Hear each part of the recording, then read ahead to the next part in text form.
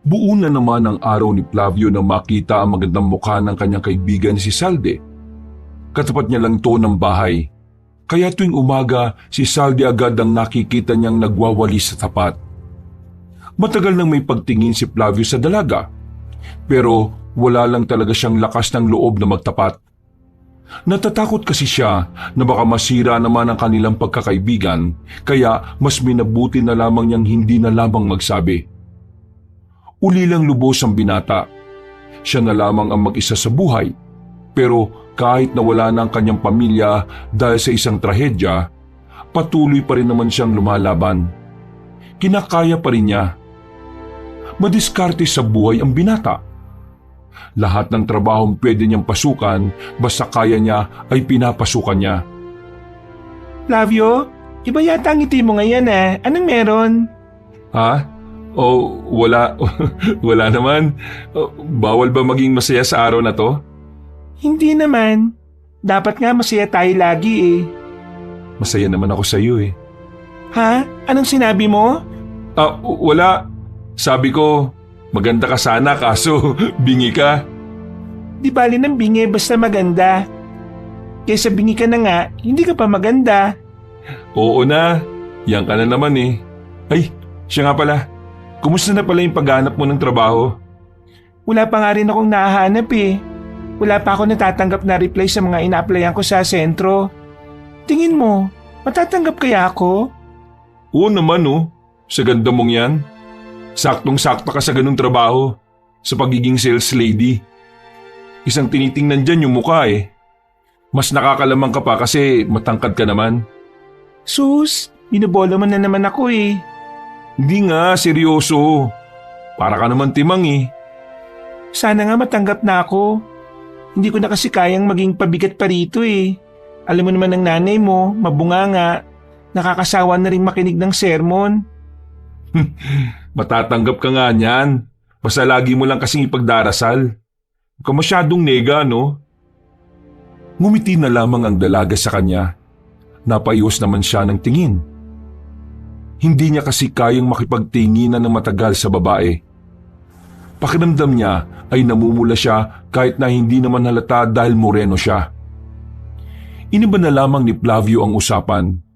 Kalaunan, itinuon na nila ang atensyon sa kani-kanilang ginagawa. Habang abala ang babae, pasimpleng tumingin si Flavio kay Salde. Hindi niya maiwasang hindi mapangiti. Maya-maya pa, inihanda na rin niya ang kanyang sarili sa pagpasok. Kargador siya sa isang warehouse na katabi lang din naman ng kanilang baryo. Tamang suot lang ng sandong itim at maong na pambaba. Nilisan na rin niya ang kanyang bahay. Dinaanan na muna niya ang kaibigang si Rolly. Ito ang kasakasama niya sa trabaho. Tagal mo naman. Tapos ang bagal mo pang maglakad. Ito naman, hindi pa naman tayo late eh. Mahaba pa oras natin, no? Nakakainip kayong maghintay. Puti sana kung nakaupo ko dito sa tindahan eh. Oo na, magmamaktol ka na naman. Ito na nga oh, palis na tayo. Aba, iba aurahan mo ngayon ah. Sabihin mo nga, nakapagsabi ka na ba kay Salde? Bumuntong hininga si Flavio. Para itong nanlambot sa tanong na yon dahil alam niyang madidismaya na naman ang kanyang kaibigan kapag sumagot siya. Malamang hindi pa. Ay, nako naman. Torpe ka talaga. Hindi naman ako torpe, pre. Alam mo namang magkaibigan kami ni Saldi mula pa ng pagkabata eh. Kapag umamin ako sa kanya masisira malamang yung pagkakaibigan namin. Pre, yun nga ang maganda. Matagal na kayong magkakilala. Kaya hindi na kayo mahirapan sa isa't isa. Basta. Hindi pa rin ako nagkakaroon ng lakas ng loob eh. Kailan pa? Kapag may iba nang nanliligaw sa kanya? Pre, huwag kang babagal-bagal. Baka nakakalimutan mo, maganda at sexy si Salde. Maraming makakagusto dyan. Kung di nga lang din kita kaibigan, baka tinalo na kita eh. Kasi pre, hindi naman kasi pipitsuging babae si Salde. Huwag ka mag-alala. Kukuha lang ako ng tamang pagkakataon para masabi ko ng tuluyan yung nararamdaman ko. Ay nako, ikaw nga bahala. Ang sa akin lang naman ayoko lang na may pagsisiyan ka sa huli. Huminga na lamang ng malalim si Flavio.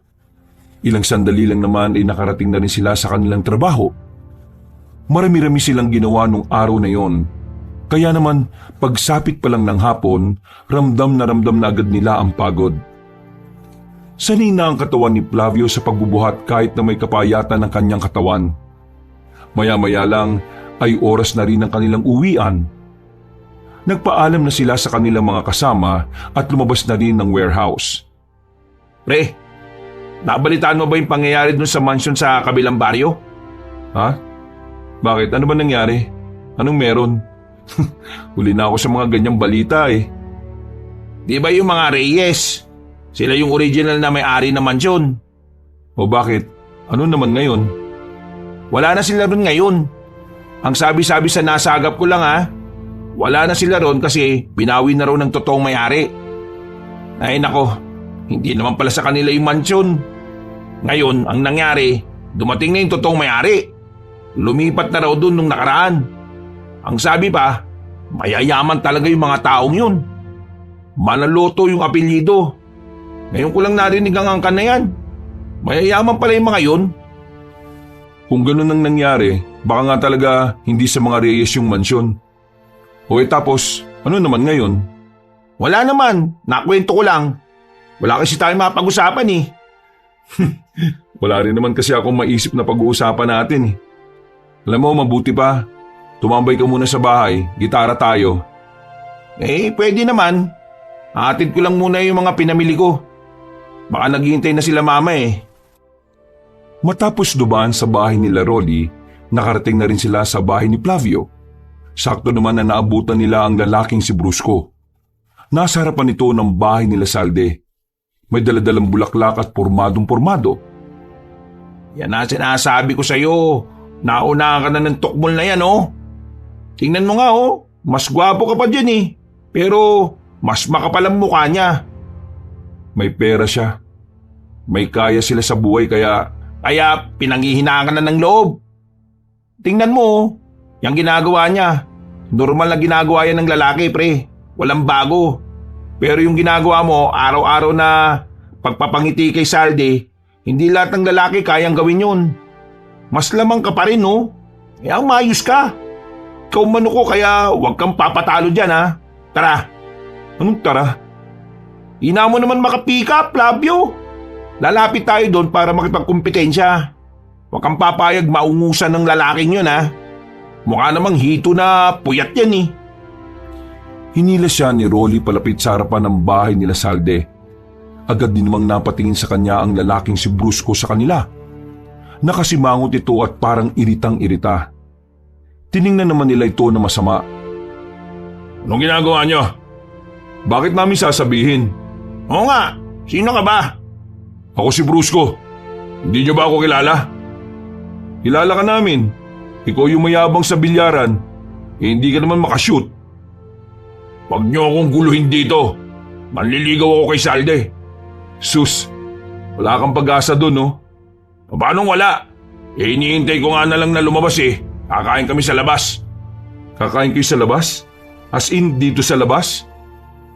Timang, kakain sa labas. Ibig sabihin, magdi-date sila.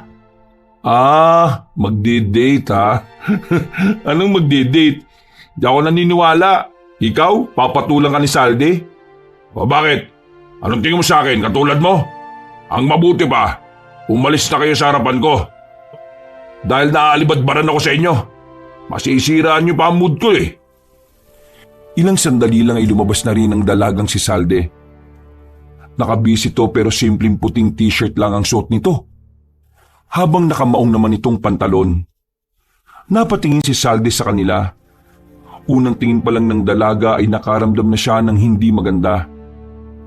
Nag-aaway ba kayo? Nako, hindi naman Pinupuri ko pa nga siya eh. Sabi ko, ang cute ng suot niya. Parang suma ng sikip-sikip. May sinasabi ka ba dyan? Ha? Wala. Ang sabi ko, ang pogi mo. Ay, siya nga pala, Salde. Saan ka pala pupunta? Sasama ako sa kanya. Sabi niya kasi ililibre niya raw ako eh. Salde, etong bulaklak para sa'yo.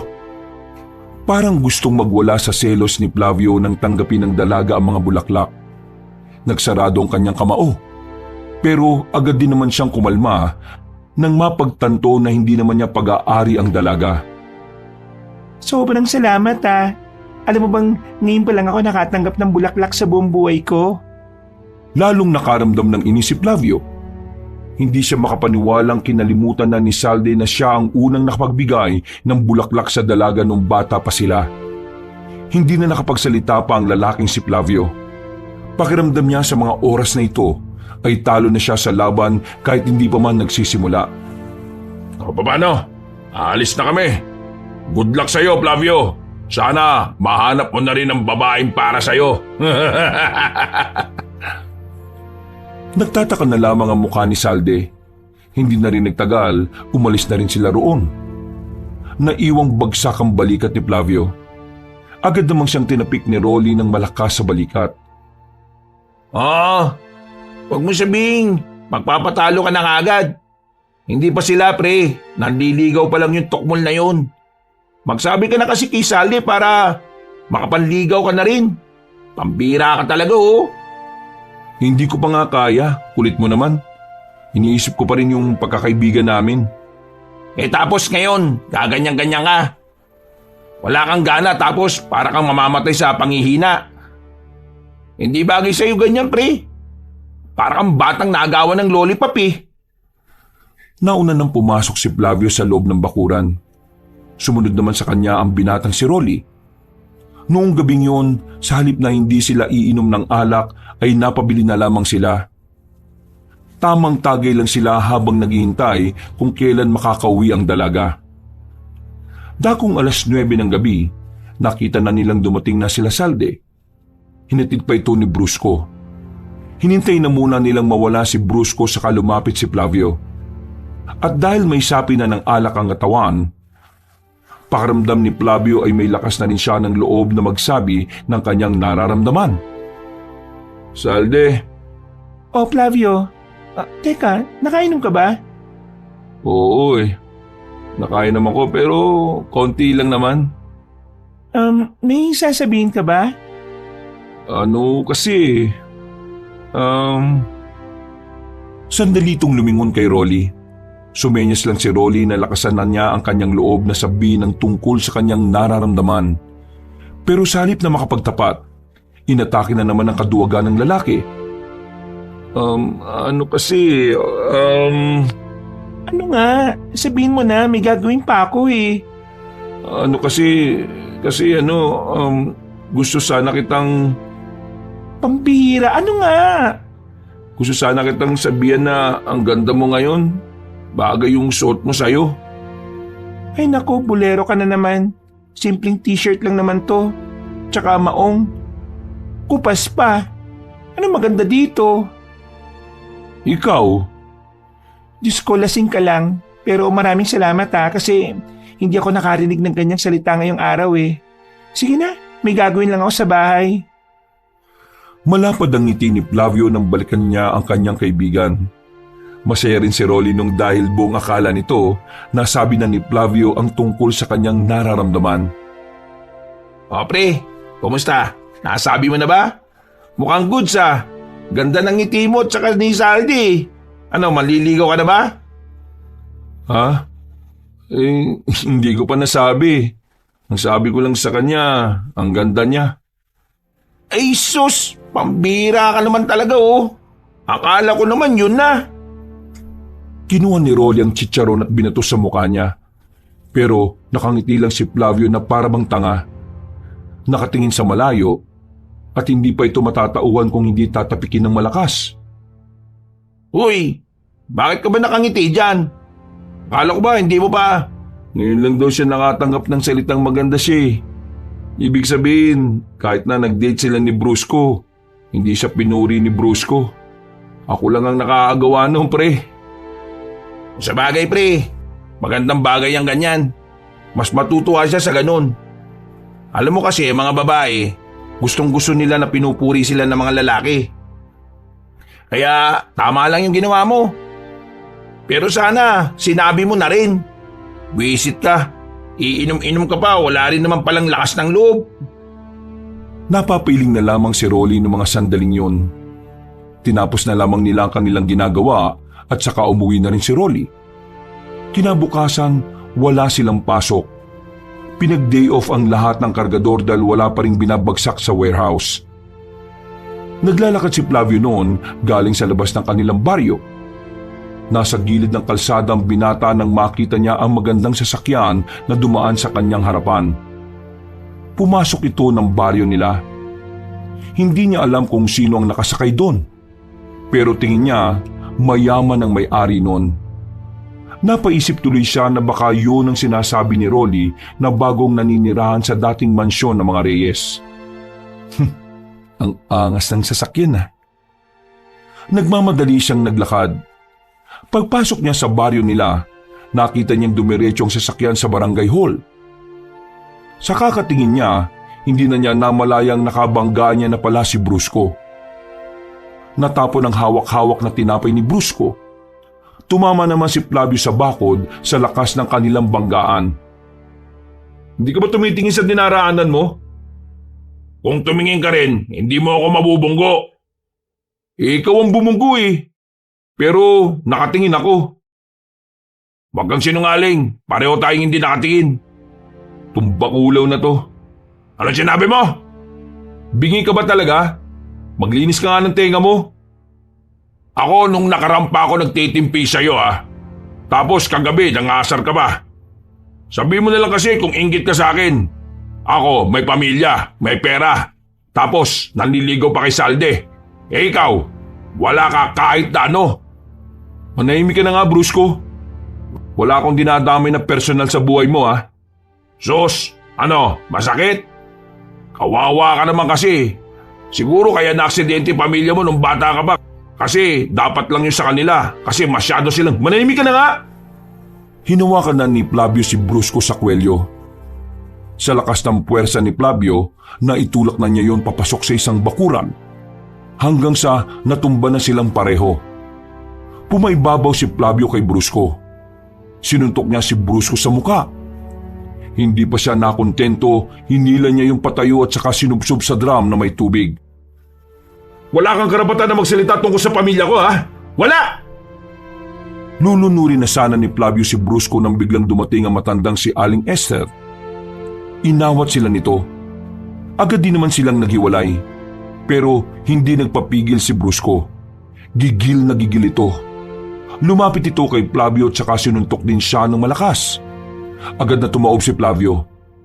Pinagsusuntok din siya ni Brusco hanggang sa dumugo na ang kanyang kilay. Papatayin kita! Kumuha na ng latigo matandang si Esther. Hinigupit sila nito ng latigo. Buti na lang ay pareho silang nakailag. Hindi ba kayo titigil? At talaga bang dito kayo sa bakuran ko nagbabasagan ng muka? Hindi ba tayo tapos, Flavio? Hindi ba? Nanlilisik ang mga mata ni Brusco at naglakad na rin to paalis. Habang si Flavio naman, nakaupo pa rin sa lupa habang hindi alam na dumudugo na ang kilay niya. Hoy ikaw! Dumudugo ang kilay mo! Tumayo ka dyan! Halika rito! Sabi nang tumayo ka dyan eh! Sa pilitang hinila ni Aling Esther ang lalaking si Flavio at pinaupo sa gilid. Naglabas sa matandang babae ng panglinis ng sugat. Inasikaso ng matanda ang hiwa sa kilay ng binata. Kaya ilang sandali lang ay tumigil na rin ang pagdurugo nito. Bakit kayo nag-away nun? Dahil lang po sa banggaan kanina. Hindi po kasi talaga kami magkasundo nun eh. Kasi iisang babae lang ang nagugustuhan namin. Diyos ko, babae na naman. Alam niyo ba dapat na hindi kayo nagkakagulo ng dahil lang sa iisang babae? Kapag nalaman to ng babae na nagugustuhan nyo, siguradong pareho kayong hindi na makakalapit sa kanya. Ayaw ng mga babae ng bayolente. Hindi naman po talaga ako ganun eh. Siya lang naman kasi ang nangunguna. Ginamit niya pang-insulto sa akin yung mga nangyaring trahedya sa pamilya ko. Pero minsan, dapat marunong kang magkontrol ng emosyon. Mapapahama ka kapag laging emosyon ang pinapagana mo. Marami po salamat sa paggamot sa sugat ko. Pero ano po pala pangalan niyo? Esther. Esther ang pangalan ko. Ikaw, Flavio naman po ang pangalan ko. Kapangalan mo palang dati kong kaibigan.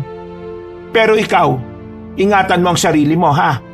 Nararamdaman ko na meron kang magiging malaking papel sa buhay ng babaeng minamahal mo. Papel? Anong papel po? Basta, maging mainahon ka lang.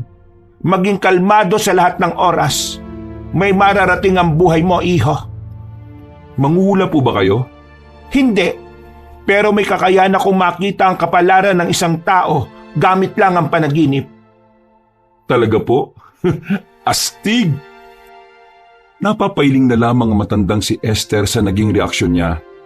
Pero natutuwa rin naman ang matanda sa kanya. Pakiramdam ni Flavio, matagal na talaga niyang kakilala ang matandang babae. Sobrang gaan ng kanyang pakiramdam. Para bang kagayang-kagaya ng kanyang ina ang paraan ng pagtingin nito sa kanya. Maraming salamat po ulit, Aling Hasler. Anong Aling Hasler? Niloloko mo ba ako? Sabi niyo po yun ang pangalan niyo.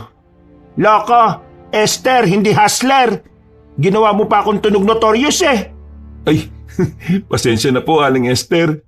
Ay sige na, umalis ka na. Bilhin mo na lang ang gamot ng sugat mo sa kilay kapag kumikirot pa. Ngumiti na lamang ang matanda at naglakad na rin palayo. Sumilay na lang din ang ngiti ng binata sa mga sandaling yon. Habang naglalakad na siya pabalik ng kanyang bahay, bigla na naman niyang naalala si Brusco. Nagsarado na naman ang kanyang kamao. Hindi niya matanggap na nagawa siyang sugatan ng damulag na yun. Loko yun ah. Makakaganti rin ako sa mokong na yun. Saktong kinagabihan, biglang pumunta si Salde sa kanyang bahay. Naiilang pa siyang tumingin sa babae dahil ayaw niyang makita nito ang kanyang sugat sa kilay. Pero wala na siyang ligtas. Agad na sinuri ni Salde ang sugat niya at saka tumingin sa kanya na masama. Pakipag-away ka ba? Ha? Hindi. Naglaro kami ng basketball.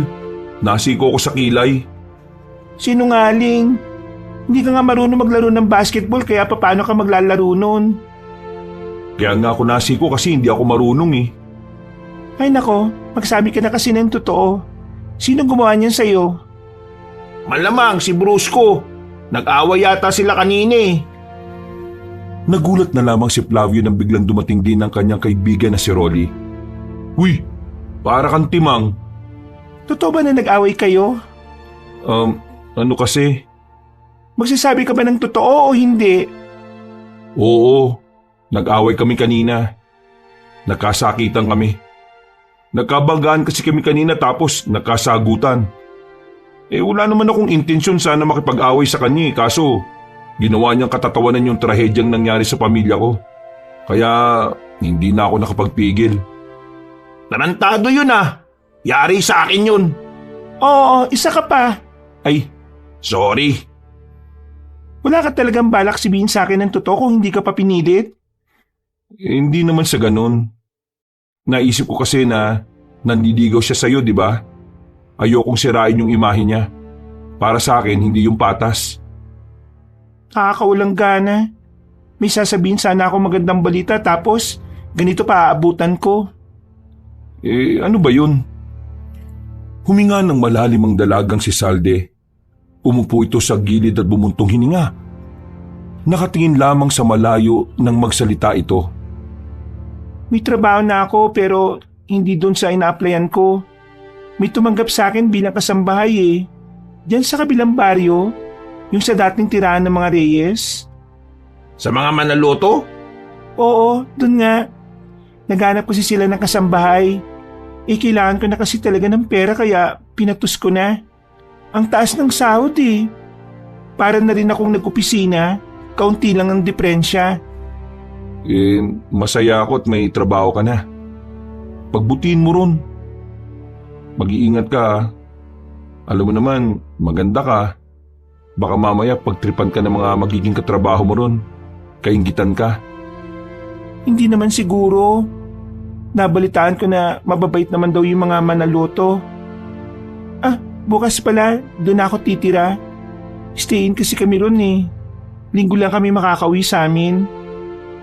Gusto mo bang ihatid na kita? Pwede naman. Marami rin kasi akong bitbitin eh. Tinusok-tusok pa ni Rolly ang tagiliran ni Flavio para tuksuhin. Agad namang itong sinuway ng binata. Nang umalis si Salde, masayang-masaya ang binatang si Flavio. Pakiramdam niya kasi ay yun na ang simula ng tinatawag niyang The Moves. Balak niya kasing unti-untiin lang ang babae. At kapag nakakuha na siya ng perpektong pagkakataon, sa kanya ito kakausapin tungkol sa kanyang nararamdaman. Kahit na nabugbog siya ni Brusco nung araw na yon, nakangiti pa rin siyang natulog. At kahit nang gumising siya sa umaga, para siyang nanalo sa loto sa lapad ng kanyang ngiti. Pasipol-sipol pa siya sa bakuran habang nagpapakulo ng tubig. Napalingon siya sa labas nang makita niyang napadaan si Aling Esther. Napatingin din na matandang babae. Aling Esther! Kayo pala yan. Bakit hindi ka nagkokokak? Sira ulo, malaka ba ako? Ay teka, dito ka pala nakatira? Bakit to? Nakarating na po ba kayo rito? Hindi naman, ngayon lang din. Ano po yung dala nyo? Mga halamang gamot lang yan, herbal kumbaga. Tama yan. Maganda po yan sa kalusugan. O paano? Ako maglalaga pa din muna ha. Aalis na sana ang matandang babae nang bigla silang makarinig ng sigaw ng isang lalaki. Nanggagaling yung sa kalapit na bakuran lang ni Flavio. Literal na 3 metro lang ang distansya mula sa kanyang bahay. Pareho silang nagtataka ni Aling Esther. Nagpatuloy lang ang pagsigaw na parang may kasama na rin pag-iyak.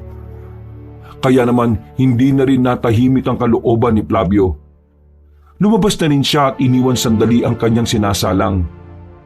Pagtingin nila sa harapan ng bahay ng lalaking sumisigaw, naroon na rin ang ibang tao. Kapag tsismisan talaga, buhay talaga ang mga tao no? Lumapit sila roon ni Aling Esther.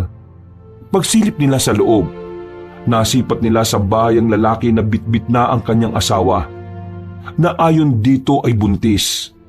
Pero sa mga sandaling yon, kitang-kita nila ang nakabuka na tiyan ng babae. Wala na ang sanggol at wala na rin buhay ang biktima. Unang pumasok sa isipan ng mga tao, inaswang. Nilapa ng aswang na kung tawagin ay wakwak. Biglang nawala si Aling Esther sa tabi ni Flavio noong mga sandaling yon. Hindi niya alam kung saan na yun nagpunta. Nagtataka siya kung bakit ganun na lang kabilis na nawala ang matandang babae. Ilang minuto pa, nagdatingan na rin ang pamunuan ng kanilang barangay. Meron na rin mga pulis. Nagpasukan ng mga yon para imbestigahan ang nangyari. Nagulat na lang din si Flavio dahil naroon na rin ang binatang si Rolly. Pre, ano nangyari? Walang niya. Basta talaga ganitong chismisan, present ka kaagad no? Ano nga nangyari? Yung asawa ni Efren pre, patay na. Yung buntis, ang sabi ng mga tao rito, aswang daw ang gumawa. Wakwak daw. Yung tiyan pre, nakabuka Wala naman laman loob. Matik, pati yung bata wala na rin. Ay grabe, sinong tao naman ang gagawa nun? Ang kulit mo, aswang nga raw. Totoo bang may aswang? Sinong tao ang gagawa nun? Balik ko nga sa iyo yung tanong mo. Ewan ko. Nanahimik na lang silang dalawa nang ilabas na rin ng kaawa-awang babae. Iyak ng iyak ang lalaking asawa nito. Halos manghina yon sa sinapit ng kanyang asawa. Pagkatapos ng eksenang yon, tumambay na muna ang dalawa sa bukana nila Flavio. Wala pa rin naman silang trabaho dahil hindi pa rin sila pinapupunta. Kaya naman, tamang tulala lamang sila roon. Ano sa tingin mo? Sabi mo naswang, di naswang. Hindi ka naman naniniwala sa aswang Naniniwala naman ako sa aswang, pre. Mama ko kaya inaswang dati sa bunso namin. Pero nung nandun pa kami sa bukid, di ako makapaniwala na may nangangaswang dito kasi marami rin naman ng bahay dito. Kahit hindi magkakadikit. Dun sa amin sa bukid noon, kami lang talaga ang bahay na naroon. Malay natin. Sobrang gutom na talaga yung mga aswang. Kaya ayun, desperado na ang aswang na makakain. Ano naman kayang aksyon ng gagawin ng mga namumuno rito sa atin? Malamang wala. Hindi naman sila maniniwala na aswang ang may gawa niyan eh. Alam mo anong sasabihin nila? Sasabihin nila na may kaaway sila Efren kaya ginantihan. Diyos ko, parang ganyan na nga rin siguro yung mangyayari. Ay nako, kawawa naman. Patingin-tingin si Flavio sa tapat ng kanilang bahay. Tinitingnan niya kung lumabas na ba ang dalagang si Salde. Pero hindi niya pa yun nakikita. Kaya naman medyo dismayado siya nung umaga na yon. Makalipas ang ilang oras, himulang tinawagan sila ng kanilang manager sa warehouse. Ipapakilala na raw sa kanila kung sino ang kanilang boss. Noong mga sandaling yon, nasasabik pa si Flavio at Rolly. Sa halos 3 taon na kasi nilang naroon, ngayon pa lamang nila makikilala ang may-ari ng pinagtatrabahuan nila. Anong tingin mo pre? Siguro sexy tapos maganda boss natin no? Tipong mala Joyce Jimenez na medyo masungit tapos nakasalamin. Mahaba at with ang buhok. Tapos masikip yung suot na dress. Ay nako, mga pinag-iisip mo parang pangmanyakis eh. Kahit ano pa boss natin, wala namang may dudulot yun sa atin. Malit pa rin naman ang sinasahod natin eh. Yan sa bagay, may punto ka naman. Nanahimik na rin ang dalawa na makarating na rin sila sa warehouse. Naabutan nila sa loob na nakapwesto na ang mga kasamahan nila. Hinihintay na lamang ang pagdating ng kanilang boss. Maya-maya pa, natigil na ang kanilang daldalan nang biglang pumasok na rin ang kanilang manager. Kasama nito ang 2 matanda. Sa palagay ni Flavio, yung isa ay nasa 50 na, yung isa naman ay nasa 60. Pero kahit na ganon, kitang-kita pa ring malakas ang dalawa. Higit pa ron, gwapo rin kahit matanda na. Hindi nagtagal, nagsalita na rin ng matanda na parang mas bata naman sa isa. Hello! Magandang hapon to all of you. My name is Rafael Manaloto. And this man beside me is Romulo Manaloto. Siya ang mas matanda sa akin. At siya talaga ang may-ari ng warehouse na ito. Ako'y investor lang dito. Well, since my kuya is not that talkative, ako na ang nagkusang loob na magsalita para sa kanya. Right, brother? Magsalita ka na lang. Huwag ka nang magtanong sa akin. Well, kaya naman kami nagpapakilala sa inyo ngayon ay dahil malapit rin kami dito nakatira. Nakatira kami sa dating bahay ng mga Reyes. Sa mga magtatanong kung bakit, manahimik na lang kayo dahil wala kayong karapatang magtanong hanggat hindi ko sinasabi. Itong warehouse na ito, isang produkto lang ang ibabagsak natin dito. Kung ano yon, walang iba kundi karne. Kaya starting tomorrow, maglilinis tayo at darating na rin ang mga storage at freezer. Magbabawas na rin tayo ng tao dahil hindi naman kailangan ng sobrang daming tao sa ganon. Mamaya, after ko magsalita rito, ibibigay ko mga listahan ng mga matatanggal. Sa lahat na matatanggal, may bayad naman kayo, kaya huwag kayong umiyak. Biglang naglakad ang isang matanda na si Romulo. Lumapit ito sa mga nakatayong kailera nila Flavio. Isa-isa silang tiningnan na masama. Kinakabahan na sila Flavio noon dahil pakiramdam nila pumipili na ang matandang lalaki kung sino ang maaalis. Maya-maya pa, bigla naman itong tumigil sa harapan ni Flavio. Pero nakahinga siya ng maluwag nang sa katabi niya ito pumunta. Eka! Alisin nyo ito! Teka, nakalista na ang mga aalisin. Bakit mo aalisin ang taong yan? Bigyan mo ako ng dahilan. Hindi ko gusto ang mukha. Pangit! Pasensya ka na. Parehong naiirita sa pangit ang kuya ko. Naiyak na lamang ang katrabaho nila Flavio. Naglupas sa iyon pero dinala na ito ng mga tauhan ng 2 matanda palabas ng warehouse. Napapalunok naman ng laway si Flavio. Pagtingin niya kay Rolly, pawis na yon kahit na hindi naman mainit nung oras na yon. Bumuntong hininga na lamang si Flavio. Nang matapos ang usapan na yon, ay nakahinga na rin ng maluwag ang 2 binata nang umalis na rin ang 2 matanda. Pero hindi pa rin natatapos ang kaba nila. Dahil nakita na lang nilang may hawak ng listahan ng kanilang manager. Isa-isang tinawag ang mga natanggal at sa kasamaang palad, nakasama ron si Flavio at Rolly. Wala na silang nagawa kundi tanggapin na lang ang perang binigay sa kanila. At tanggapin ang katotohanang wala na nga silang trabaho ng mga oras na yon. Kaya habang papauwi, bagsak ang balikat ng dalawang lalaki. Hindi sila makapaniwala na doon na magtatapos ang kanilang kapalaran bilang kargador. Napakasira ulo pala ng boss natin eh. Kala ko magandang babae. Inababahala ko, yun yung magiging boss din ni Salde sa mansyon. Sana hindi siya mapaginitan. Mukha pa namang masama yung ugali, lalo na yung Romulo. Eh ano kayang gagawin ko nito? Mahirapan na naman ako makahanap ng trabaho nito eh. Yan nga rin ang iniisip ko eh. Itong binigay naman sa atin na pera, baka 1 linggo lang to. Mauubos na rin kaagad to. Ay nako, malas talaga oh. Nakakainis. O paano pre? Dito na muna ako. Bili na lang ako ng pagkain. O sige, uwi na rin muna ako. Mabilis na naglakad ang binata. Pag-uwi niya ay natulog na muna siya dahil gabi pa naman ang alis nila Salde. Dakong 5:00 na siya nagising. Naghilamos lang siya at hindi na rin nagpalit ng suot. Agad siyang lumabas ng bahay. Sakto namang kalalabas lang din ni Salde at bitbit na nito ang 2 bag. Sigurado ka ba talaga na ihatid mo ko? Hindi ba nakakaabala sa'yo? Hindi, ano ka ba? Kahit kailan naman hindi ka naman nakaabala sa akin. Iyan ka na naman eh. Tara na nga. Naglakad na sila patungo sa sakayan ng tricycle. Kung tutuusin, pwedeng-pwede naman sana nilang lakarin. Ang kaso nga lang, nagmamadali na si Salde. Ayaw kasi nitong nahuhuli. Nang makarating na sila sa harapan ng mansyon, para silang nalula. Kahit na ilang beses na nilang nakikita ang bahay na yon, namamangha pa rin sila sa kalakihan at kagandahan nito.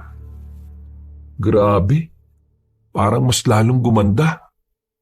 Buti ka pa, makakapasok ka na sa loob. O paano?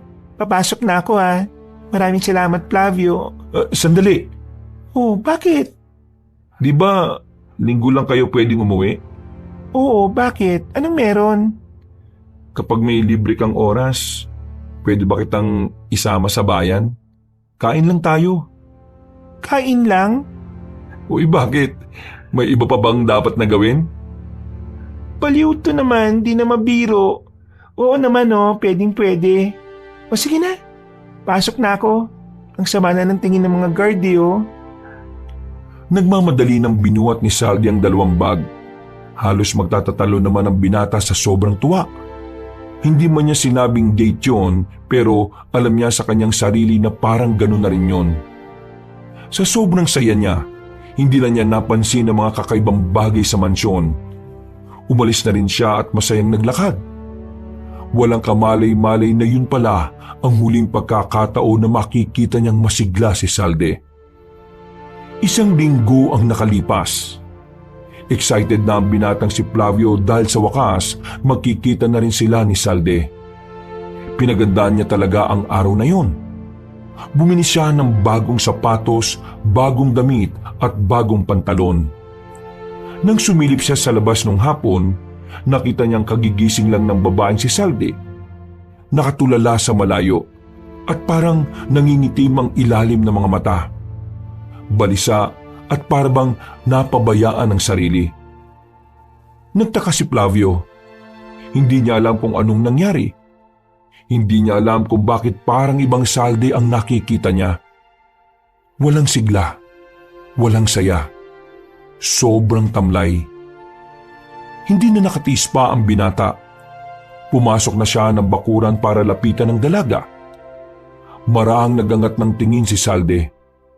Namumugto ang mga mata. Nanginginig ang kamay at parang takot na takot.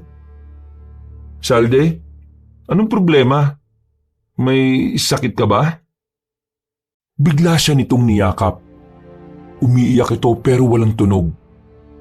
Sa puntong ito, naramdaman na ni Flavio na merong mali. alam niyang may nangyari. Salde, anong nangyari? Magsalita ka!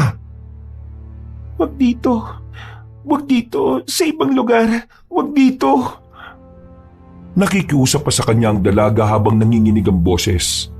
Kaya naman, umalis sila roon. Dinala niya ang dalaga sa ilog na kung saan silang dalawa lamang ang naroroon. Pag-upo pa lang nila, agad na nagsalita si Salde na siya namang ikinagulat ng lalaki. Pinagsamantalahan si Salde ng mga manaloto. Si Sir Rafael, si Sir Romulo, sila ang may pakala ng pagbaboy sa akin. Sila ang umuna. Tapos sumunod ng mga anak nilang lalaki. Tapos sa mga tsuhin at pinsan. Hindi ko na kaya, Flavio. Gusto ko nang mamatay. Impyerno ang buhay ko ron. Ayoko nang mabuhay. Nang marinig ni Flavio ang mga sinabi ng dalaga, agad na nabuhay ang pagkamuhi niya. Wala siyang ibang inisip kundi paslangin ang mga yon. Gusto niyang magiganti. Gusto niyang bigyan ng hustisya ang ginawa ng mga yon sa babae. Hindi na niya kailangan ng tulong ng mga pulis. Dahil alam niyang kayang-kaya namang bayaran ng dalawang matandang magkapatid ang batas sa kanilang lugar. Napakawalang hiya nila. Papatay ko sila. Pagbabayarin ko sila sa ginawa nila sa'yo. Hindi mo sila kakayanin, Flavio. Wala kang palag sa kanila. Wala akong pakialam kung mayaman sila. Papatayin ko pa rin sila. Hindi mo ko naiintindihan eh. Anong hindi ko naiintindihan? Flavio, hindi mo sila kakayanin. Hindi dahil marami silang pera. Hindi mo sila kakayanin dahil tao ka lang. Pero sila, maaaswang sila. Tila sandaling natunaw ang galit ni Flavio nung marinig niya ang sinabing yun ng babae. Hindi niya kasi inaasahan yun. Pagtingin niya sa mukha ni Salde, kitang-kita niya ang nag-uumapaw na takot at pangamba. Damang-dama niya ang trauma ng babae. Hindi sila mga tao. Mga aswang sila. Nakakatakot. Naalala ko pa rin ang mga itsura nilang halimaw habang binababoy nila ako. Mga limaw sila. Mga aswang. Ang paraan na lang para makatakas ako sa kalbaryong ito ay ang kamatayan. Hindi ko na kaya, Flavio. Araw-araw kong naaalala. Mapapaliw na ako. Hindi na alam ni Flavio ang kanyang sasabihin. Sobrang hindi niya inakala na ganun pala ang kanyang malalaman. Natahimik si Flavio at nagkaroon ng kaunting takot at kaba. Pero hindi pa rin nabubura sa kanyang kalooban ng pagnanais na maipagiganti ang dalaga. Nang maging kalmado na ang dalaga at nang bumaba na rin ang emosyon na kanilang nararamdaman, saka na sila nakapag-usap ng mahinahon. Hindi ko alam kung anong sasabihin ko kanina kaya nanahimik na lang ako. Sa totoo lang, si Romulo at Rafael din kasi ang boss namin sa warehouse eh. Natanggal kami sa trabaho dahil gagawin parang imbakan ng karne ang warehouse na yon. Sa mga sinabi mo, parang naisip ko na baka hindi karne ng hayop ang ilagay nila ron eh, kundi karne ng tao. Hindi naman malabo yun. Kasi yun naman talaga ang kinakain nila eh. Pero Salde, magpakatatag ka. Pinapangako ko, makakamit mo ang hustisya. Flavio, gusto ko na lang manahimik. Wala rin tayong pag-asa na manalo sa kanila. Meron silang pera at meron silang lakas na hindi gaya ng sa normal na tao. Huwag mong sabihin yan. Kung kampon sila ng kadiliman, kakampi naman natin ang Diyos. Hindi. Walang Diyos. Kasi kung may Diyos, hindi niya sana ako hinayaan na babuyan ng mga aswang na yon. Hindi sana ako pinagsamantalaan ng buong angkan na yon. Hindi na lamang kinontra ni Flavio kung ano man ang pinaniniwalaan ng dalaga. Alam niyang nasasaktan pa yon, kaya hahayaan na lamang niya itong ilabas ang lahat ng nasa isipan niya. Matapos ang kanilang pag-uusap, hinatid na niya ito sa bahay ng dalaga. Bago sila magkahiwalay, pinakiusapan niya pa si Salde na huwag nang babalik sa bahay ng mga Manaloto. Umayag naman si Salde at nagkusang loob na lamang si Flavio na siya ang kukuha ng gamit ng babae sa mansyon. Pag-uwi niya sa kanila, doon lamang naramdaman ni Flavio ang bigat ng mga pangyayari.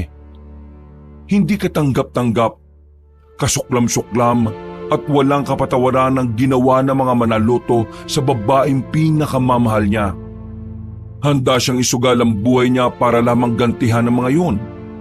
Pero bago niya isagawa yun, aalamin niya muna ang mga bagay-bagay tungkol sa mga aswang. Kaya naman, nagtungo siya sa bayan kinabukasan. Naghanap siya ng mga libro doon na may kinalaman sa aswang. Nang mahanap ay agad niyang binili ang libro kahit na may kamahalan. Binasa niya yon. Ilang araw niyang pinag-aralan ang mga nakalagay doon. Pero habang kumukuha siya ng kaalaman, unti-unti namang nawawala sa sarili ang babaeng si Salde. Isang umaga, nakita na lamang niya yung tumatawang mag-isa sa harapan ng bahay nila. Kahit ang mga magulang ng babae ay nababahala na rin sa kinikilos ng kanilang anak. Sobrang nasasaktan si Flavio sa nakikita niya na nagkaganon ang babaeng mahal niya. Kaya naman, mas lalong nag-alab ang kagustuhan niyang mabigyan ng hustisya ang nangyari kay Salde. Mula nang magpakita ng kakaibang ugali ang dalaga, hindi na yon kailanman pinalabas ng pamilya nito. Nasa loob na lamang ito palagi, pero wala pa rin kaalam-alam ang mga yon kung bakit nagkaganon ang babae. Ang alam lang ng pamilya nito, kusa na lang itong nabaliw ng walang dahilan. Samantala, kinuwento na rin ni Flavio ang lahat ng nangyari sa kanyang kaibigan na si Rolly. Maging si Rolly ay halos manlambot sa kanyang nalaman. Awang-awa ito sa dalaga. Nagbabaga rin ang galit ito para sa mga Manaloto. Hindi lang pala tarantado mga yun eh. Mga siraulo din. Mga manyakis. Tama lang pala na wala na rin tayo sa warehouse, pre. O anong balak mo ngayon? Kaya ko mangiram ng baril. Pwede ko silang itumba. Ano? Sabihin mo lang. Huwag kang padalos-dalos. Hindi mo alam kung anong kakalabanin mo. Oo nga. Naroon na tayo na mayaman sila pero Mga aswang ang mga gumahasa kay Salde. Mga aswang ang mga Manaloto. Natamimi ang lalaking si Rolly. Para itong nabarahan ng malaking bato sa lalamunan. Napahawak pa ito sa dingding ng bahay. Nanlalaki ang mga mata at agad na pinagpawisan. Kaya hindi tayo basta-basta pwedeng gumalaw. Mga aswang ang mga makakalaban natin. Para makuha natin ang hustisya para kay Salde, kailangan natin matutunan kung ano mga bagay na dapat nating malaman. Dapat may kaalaman tayo kung ano sila, kung ano ang mga kahinaan nila, at kung ano ang pwede nating gawin para kontrahin ang mga aswang. pambira. Sila rin ba yung pumatay sa asawa ni Efren? Malakas ang kutob ko na oo. At ang warehouse na gagamitin nila, tingin ko, gagamitin din nila yun sa kahayupan nila. Rolly, kailangan mong pag-aralan ng mga aswang kung gusto mo akong tulungan. Yun lang ang tanging paraan para matapatan natin sila. Hindi pwedeng mangmang tayo. Sige, sabihin mo lang sa akin kung ano ang mga dapat kong malaman. Sasamahan kita sa laban na to. Hindi ako papayag na mauuwi lang sa wala ang lahat. Kaya nga dapat sasama ko. Napalingon silang dalawa sa gilid nang marinig nilang nagsalita roon ang lalaking si Brusco. Kanina pa pala yun nakikinig at nakatago lamang sa likuran ng halaman. Agad itong lumapit sa kanila. Matapang ang reaksyon ng mukha nito na parabang hindi man lang natatakot sa aswang. Narinig ko lahat. Alam ko na ang lahat. Kaya ngayon, gusto kong sumama. Gusto ko makipagtulungan. Makapagsalita ka, parang close tayong dalawa. Nakakalimutan mo na bang may atraso ka pa sa akin? Kung gusto mo akong suntukin ngayon, gawin mo na. Para lang gumaan yung pakiramdam mo. Hindi kita lalabanan. Hindi kita papalagan. Dahil sa puntong ito, walang malaga sa akin kung galit ka sa akin o hindi. Ang iniisip ko ngayon ay kung paano ko mabibigyan ng hustisya ang nangyari kay Salde. Wag na, hindi namin kailangan ng tulong mo. At isa pa, wag ka nang makialam. Wala kang karapatan na sumali sa problemang to. Bakit? Ikaw lang ba nagmamahal kay Salde? Mahal ko rin si Salde. At seryoso ako nung sabihin ko sa kanyang handa akong maghintay. Pwede ba, Flavio? Ilabas mo na muna yung personal mong galit sa akin. Gawin natin to para kay Salde. Kapag natapos ang lahat ng to, saka mo ako balikan. Saka tayo magsuntukan. Kahit maghapon pa hanggang mamatay tayong dalawa. Pero ngayon, wag mo muna ako tingnan bilang kaaway mo. Dahil aminin mo man o hindi, kailangan na kailangan nyo rin ng kasama. Flavio, may punto si Brusco. Hindi naman sa kinakampihan ko siya, pero kulang na kulang tayo, pre. Isa pa, matutulungan tayo ni Brusco. Meron silang business na tindahan ng itak. Pwede tayo makakuha ng mga sandata ron. Buti pa tong si Rolly, ang bilis makapick up eh. Ano, pre? Sige, papayag ako na isama to. Pero huwag kang bida-bida ah. Ako masusunod sa mga plano. Wala akong tiwala sa takbo ng utak mo eh. Ikaw nga ang bida-bida sa sinasabi mo eh. Pero sige, ikaw na. Ikaw na ang leader. Basta ako, sasama ako. At gagawin ko kung anong may tutulong ko. Anong unang gagawin natin? Mamayang 9:00 ng gabi, sarado na tindahan namin. Pwede na tayo magpunta ron para kumuha ng mga magiging sandata natin. Gagawin mo pa kami magnanakaw. Bakit tayo kukuha ng di alam ng mga magulang mo? Di ka marunong magpaalam? Walang tamang dahilan para payagan nila ako. Ganon ang takbo ng utak nila. Kaya mas maganda nang hindi nila alam. Kailangan natin ng mga bagong sandata, pre. Yung mga itak mo dyan, wala nang hawakan yan eh. Wala pang talim. O sige na. Mamaya, puntahan mo na kami rito. At siya nga pala, wala kang pagsasabihan ng tungkol dito ah. Maliban na lang kung may gusto pang tumulong. Tumungon na lang ang lalaking si Brusco. Lumabas na rin ito ng bakuran.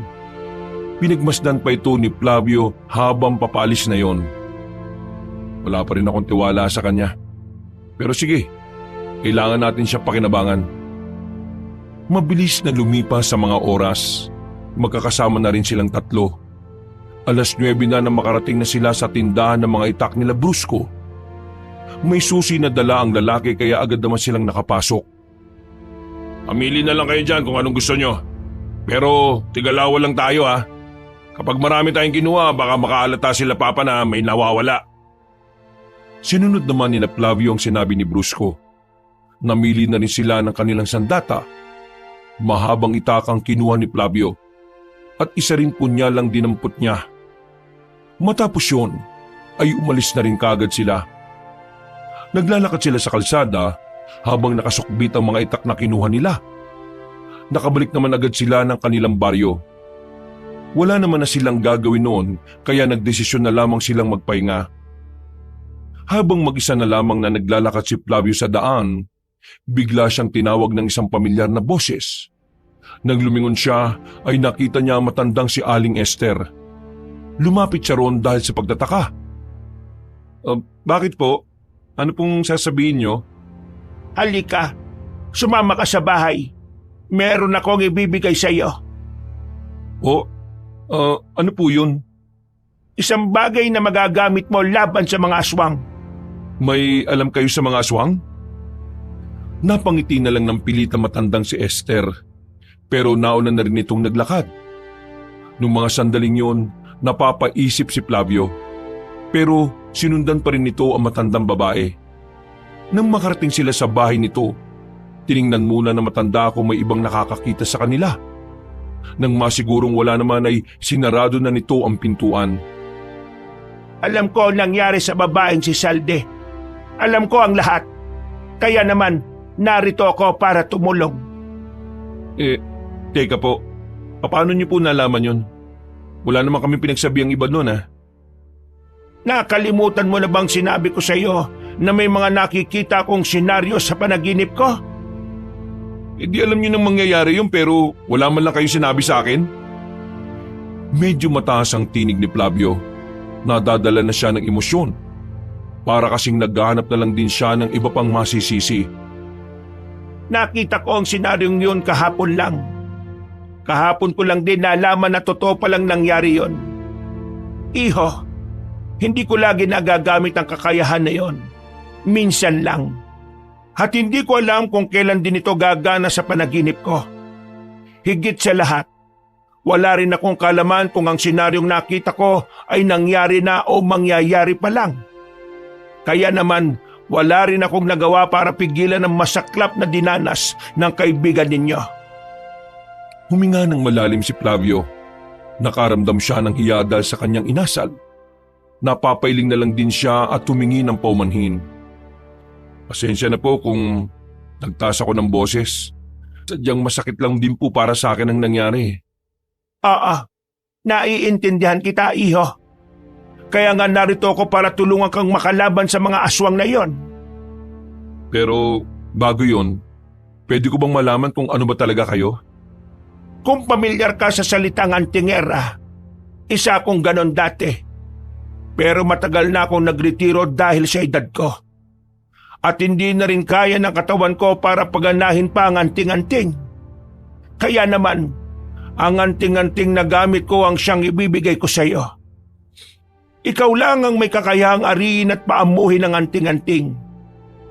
Nabubuhay ang kanyang diwa kapag binubulong ko sa kanya ang pangalan mo. Sandali. Anting-anting? Yan? Pinakita ni Aling Esther ang isang singsing na may nakadikit na tatsulok sa ibabaw. Isa itong anting-anting. At ang anting-anting ay parang kagaya lang din ng mga tao. May espiritu, may buhay. Namimili sila ng mga mangangalaga sa kanila. At tingin ko, ikaw ang pinili ng dati kong anting-anting bilang kanyang bagong tagapangalaga. Tanggapin mo na, iho. Magagamit mo ito para labanan ng mga aswang. Dahil ngayon, nagsisimula na silang gumawa ng kasamaan. Kailangan na kailangan ka ng sanlibutan. Kinakabahan si Flavio nang tanggapin niya ang singsing. Isinot niya yun sa kanyang palasingsingan. Namangha siya dahil kasyang-kasya ito sa kanya.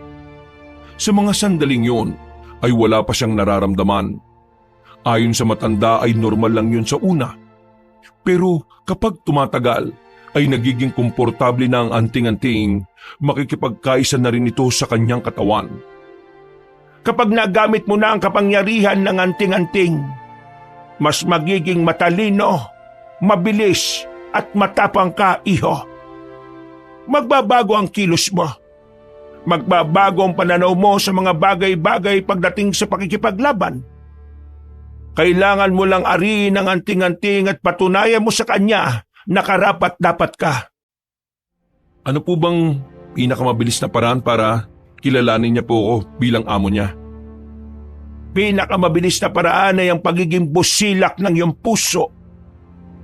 Hinawakan ni Aling Esther ang kanyang kamay. Ngumiti ang matanda na parabang si Flavio na lang ang natitirang pag-asa ng lahat. May tiwala ko sa iyo, iho. Ikaw na ang bahala. Pero huwag ka mag-alala. Narito ako para tulungan ka. Lahat ng nalalaman ko, sasabihin ko sa inyo kung kinakailangan ninyo. Maraming salamat po. Huwag kayong mag-alala. Gagawin ko ang lahat para matalo ang mga aswang. Para kay Salde. Para sa mga taong biniktima nila. Isang linggo pa ang nakalipas. Tuluyan nang kinilala ng anting-anting si Flavio. Marami na rin siyang nalaman na mula kay Aling Esther. Lahat ng alam na matanda pagdating sa pakikipaglaban, natutunan na rin ng binata. Kaya naman, kampante na si Flavio na sakaling may makaharap silang aswang, kakayanin na niyang labanan yon. Sa mga nakalipas na araw, nanatili silang kalmado. Wala silang ginagawang kahit na anong hakbang bukod sa pagmamasid. Una nilang minamatyagan ay ang warehouse. Nakumpirma na rin kasi nila na ang mga nagbabantay roon ay mga aswang na. Wala na roon ang mga dati nilang kasamahan. Ang hinala nga nila, baka kinarni na rin ang mga yon. Bukod doon, sunod-sunod na rin ang pagkawala ng ilang tao sa kanilang baryo. Maging sa mga kalapit ding baryo, may mga napapaulat na taong hindi na natatagpuan. Lahat ng yon ay alam ni Flavio na may kinalaman ng aswang. Kaya ngayon, kaya na niyang gamitin ng anting-anting, iisa-isay na rin nila ang mga kalabang nila lang. Salde, aalis kami ngayong gabi. Uumpisa na namin ang pagpaslang at pagtugi sa mga aswang. Pinapangako ko, parurusahan natin ang lahat ng sumira sa iyo. Sinamantala ni Flavio na mag-isa lang sa bahay si Salden nang lapitan niya yon. Hindi naman sumagot ang babae. Nanatili lang itong tulala. Ilang araw na rin itong ganito kaya nasanay na lamang si Flavio. Salde, ginagawa ko to kasi mahal kita eh. Kaya sana lumabang ka. Labanan mo ang mga gumugulo sa isipan mo. Pipilitin kong mabuhay para makabalik sa iyo. Pangako, ipapanalo ko ito at aalagaan kita hanggang sa dulo ng hininga ko. Sandaling niyakap ni Flavio ang babae. Nang tumalikod na siya, hindi na niya nakitang umiyak si Salde. Binalikan na lamang niya si Rolly at Brusco sa kanto habang naghihintay sa kanya. Una nilang pupuntahan sa gabing yon, walang iba kundi ang warehouse. Maingat silang nagtungo roon. Kung saan-saan sila sumuot, wag lang may makakita sa kanila. Hindi nagtagal, natanaw na rin nila ang warehouse na dati nilang pinapasukan. Malakas ang hangin sa mga sandaling ito. Kaya kahit malayo sila, para silang nakakaamoy ng mga nabubulok na daga. Sa likod lang kayo, mauna ako. Sakaling may makasalubong agad tayo, palagagad. Pero hanggat maaari, bilisan lang natin para hindi tayo makalika ng malakas na ingay. Walang magdadalawang isip na pumatay ha. Mga aswang ang kakalabanin natin, hindi tao. Walang halaga ang mga buhay nila sa lupain natin. Sumang-ayon naman si Rolly at Brusco. Naglakad na rin sila palapit doon.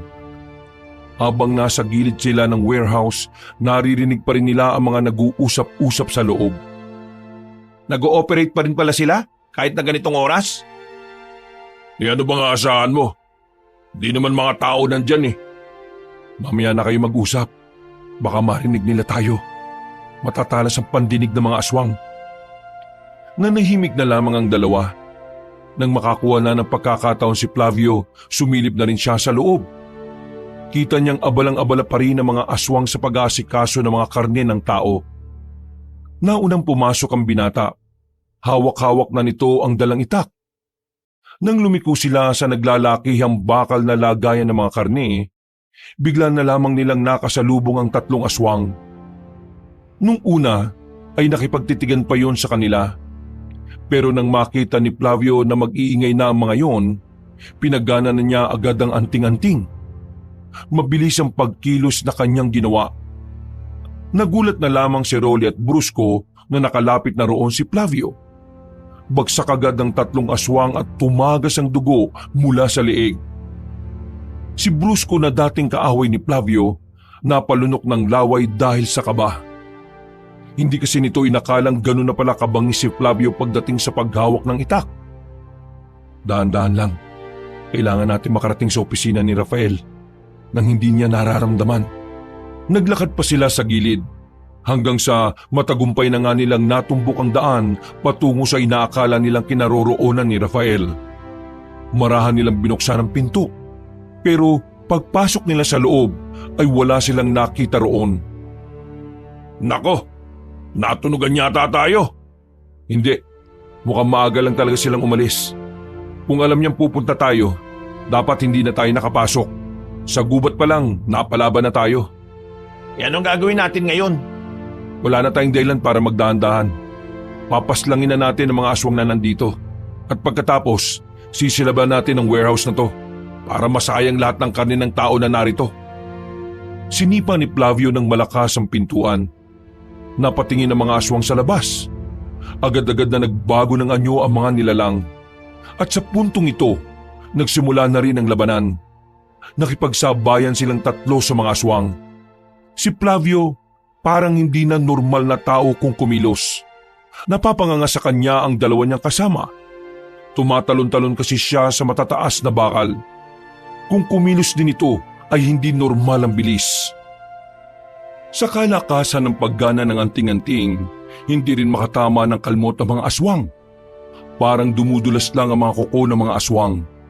Hindi nga nagtagal, patay na ang lahat ng aswang na naroon. Wala silang tinira. Pre, tao ka pa ba? O baka aswang ka na rin ha? Kakaiba yung galaw mo eh. Dahil dito, Ano yan? Malamang sing-sing. isa itong anting-anting. Bigay sa akin ng isang nagmagandang loob, isang dating antingero. Anting-anting? Ang angas niya na. Pero mas maangas kung susunugin na natin ang lugar na ito. Tara na! Kinuha na rin nila ang gaas na itinabi nila sa di kalayuan sa warehouse.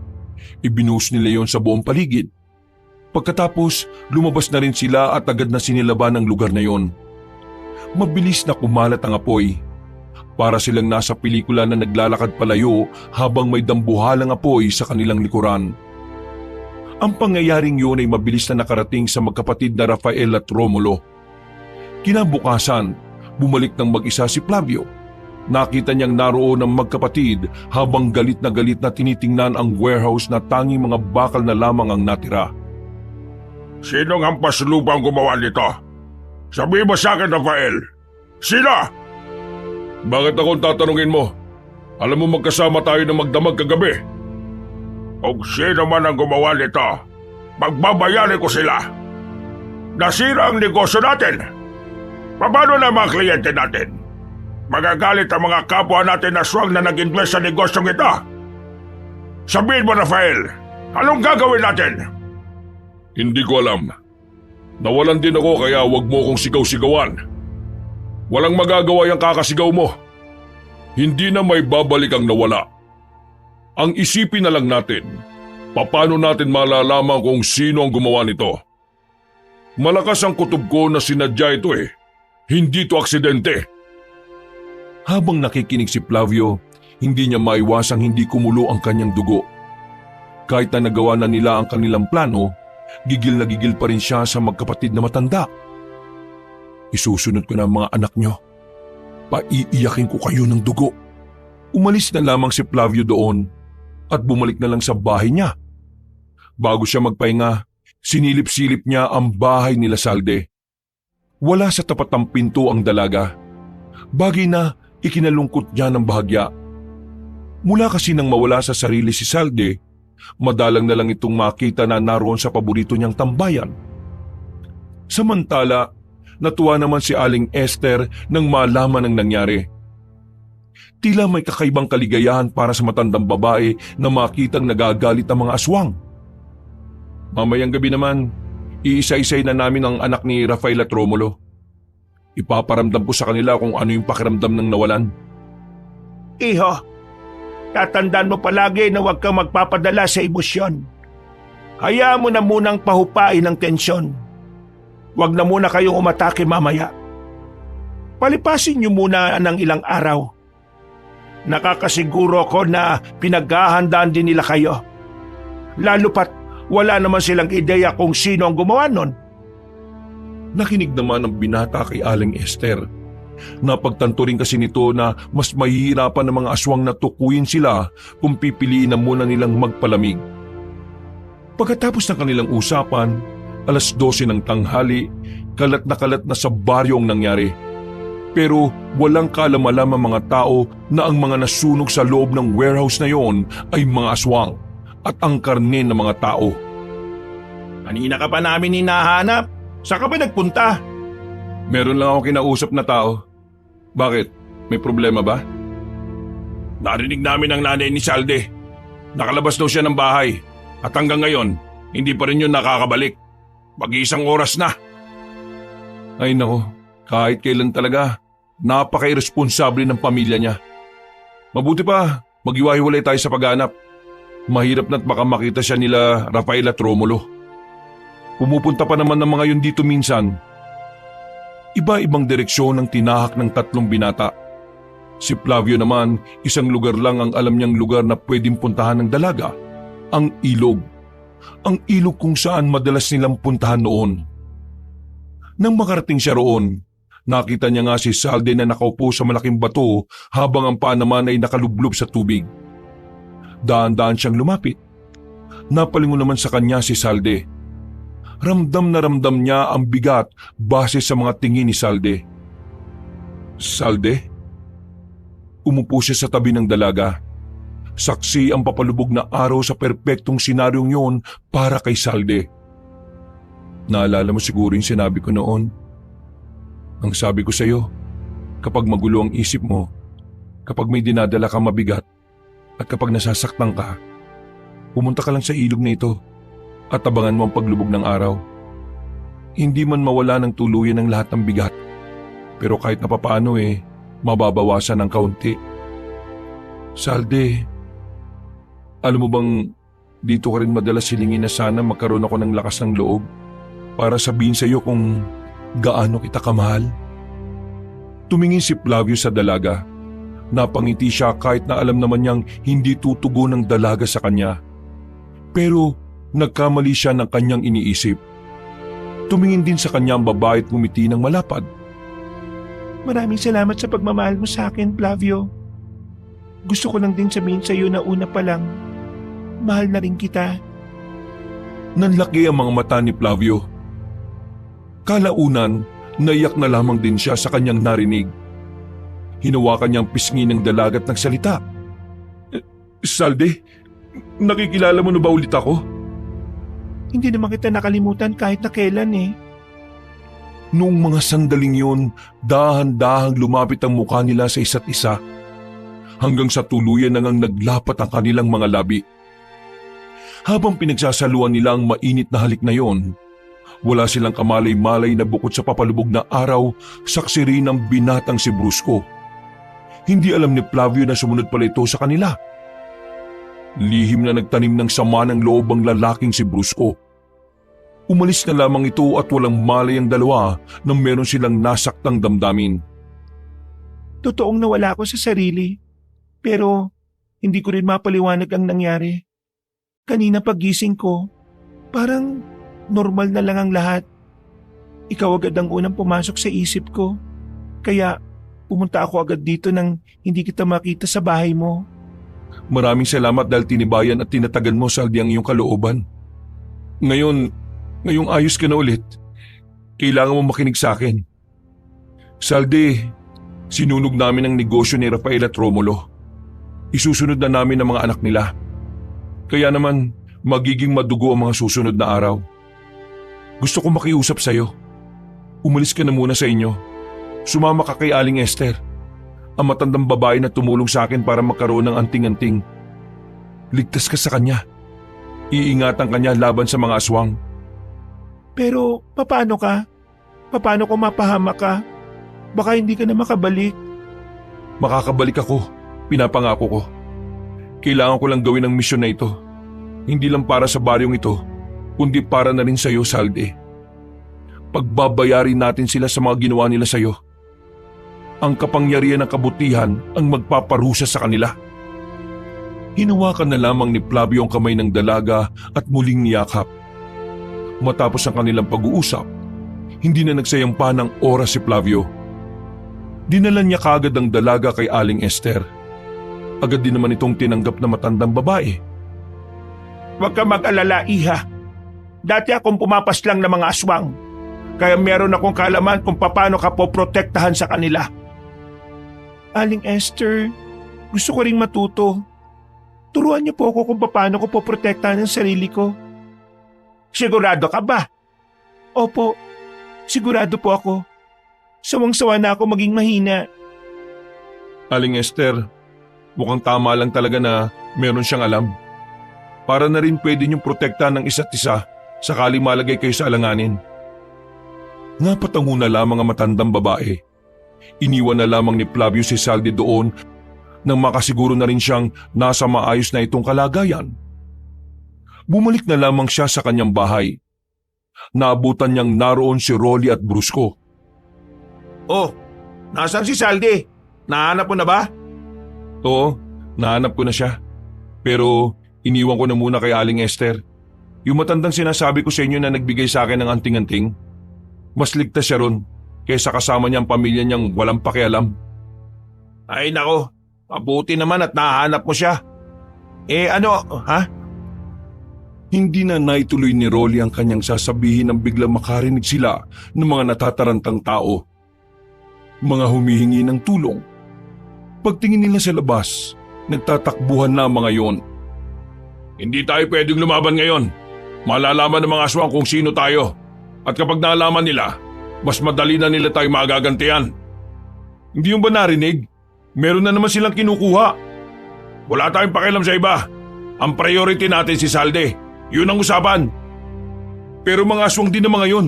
At ang usapan natin, lahat ng aswang ay kalaban natin. Hindi ka pa talaga nakakaintindi? Malalaman nila Rafael na tayong sumunog sa warehouse. At dahil alam na nila kung sino ang kalaban nila, wala na tayong magagawa kundi umiwas na lang dahil marami sila. Mag-isip ka nga. Hindi ka nagtitiwala sa akin? May gamit akong anting-anting. Kayang-kaya ko sila, kahit na marami pa sila. Ikaw kaya mo. Paano kami? Wala kaming ganyan eh. Mas mauna kaming mamatay.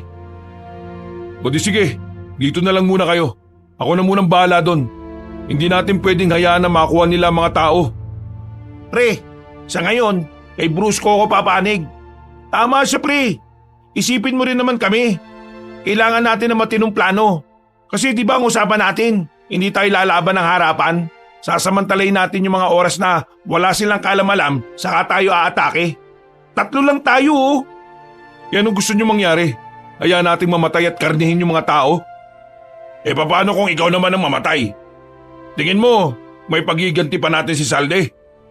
Hirap kasi sa'yo, porque ikaw may pinakamaraming nagagawa. Akala mo lahat ng ginagawa mo tama eh.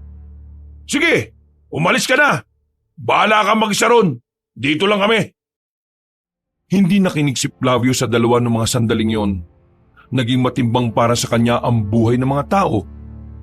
Bago siya lumabas, nagtakip na muna siya ng kalahating muka. Pagkatapos ay agad-agad na ring umalis ang binata. Tinungo niya kung nasa ng mga aswang. Naabutan naman niya yon. Wala siyang sinayang na pagkakataon. Agad niya yung inatake. Sa isang iglap lang, napatay na rin niya ang 6 na aswang na wala man lang kahirap-hirap. Nang makasiguro si Flavio na wala ng aswang sa paligid, agad-agad na rin itong binalikan ng 2 niyang kasama. Naabutan niya yun doon na nakaupo pa rin na parang walang nangyari. Tapos na, ganun lang kabilis. Pambira ka. Pinakaba mo ko. Hoy pre, baka galit ka sa akin ha. Napakadelikado lang talaga ng ginawa mo eh. Sana maintindihan mo kami. Naintindihan ko naman kayo. Pero tandaan nyo, may mga oras na kailangan mong sumugal. Kasi kung wala kang gagawing paraan, mas malaking problema ang haharapin mo kinabukasan. Pero aalamin mo rin kung kaninong buhay ang isusugal mo. Kung buhay mo lang ba o buhay ng iba. Tumayo si Brusco at lumabas na lang ng bahay na yon. Hindi na nila yun hinabol pa at hinayaan na lang na magpalamig ng ulo. Napapailing na lamang si Flavio. Kinabukasan, laman na naman ang usapan sa buong baryo ang tungkol sa nangyari. Marami sa mga tao ang nagkaroon ng haka-haka na baka ang mga aswang ay namamalagi na rin sa kanilang baryo. Ang iba naman ay mas pinili na lamang manahimik sa takot na baka madamay sa mga taong nawawala. Bago magtanghali, dakong 9:00, dumating ang magkapatid na Rafael at Romulo sa kanilang baryo. Dumiretso ang mga yon sa barangay hall. Dahil sa pagkaintriga, sumunod doon si Flavio para alamin kung ano ang kailangan ng dalawa. Pasimple siyang nakinig sa mga sinasabi ng magkapatid na aswang. Nakatanggap kami ng impormasyon na dito sa baryong ito. Dito nakatira ang sumugod sa warehouse namin.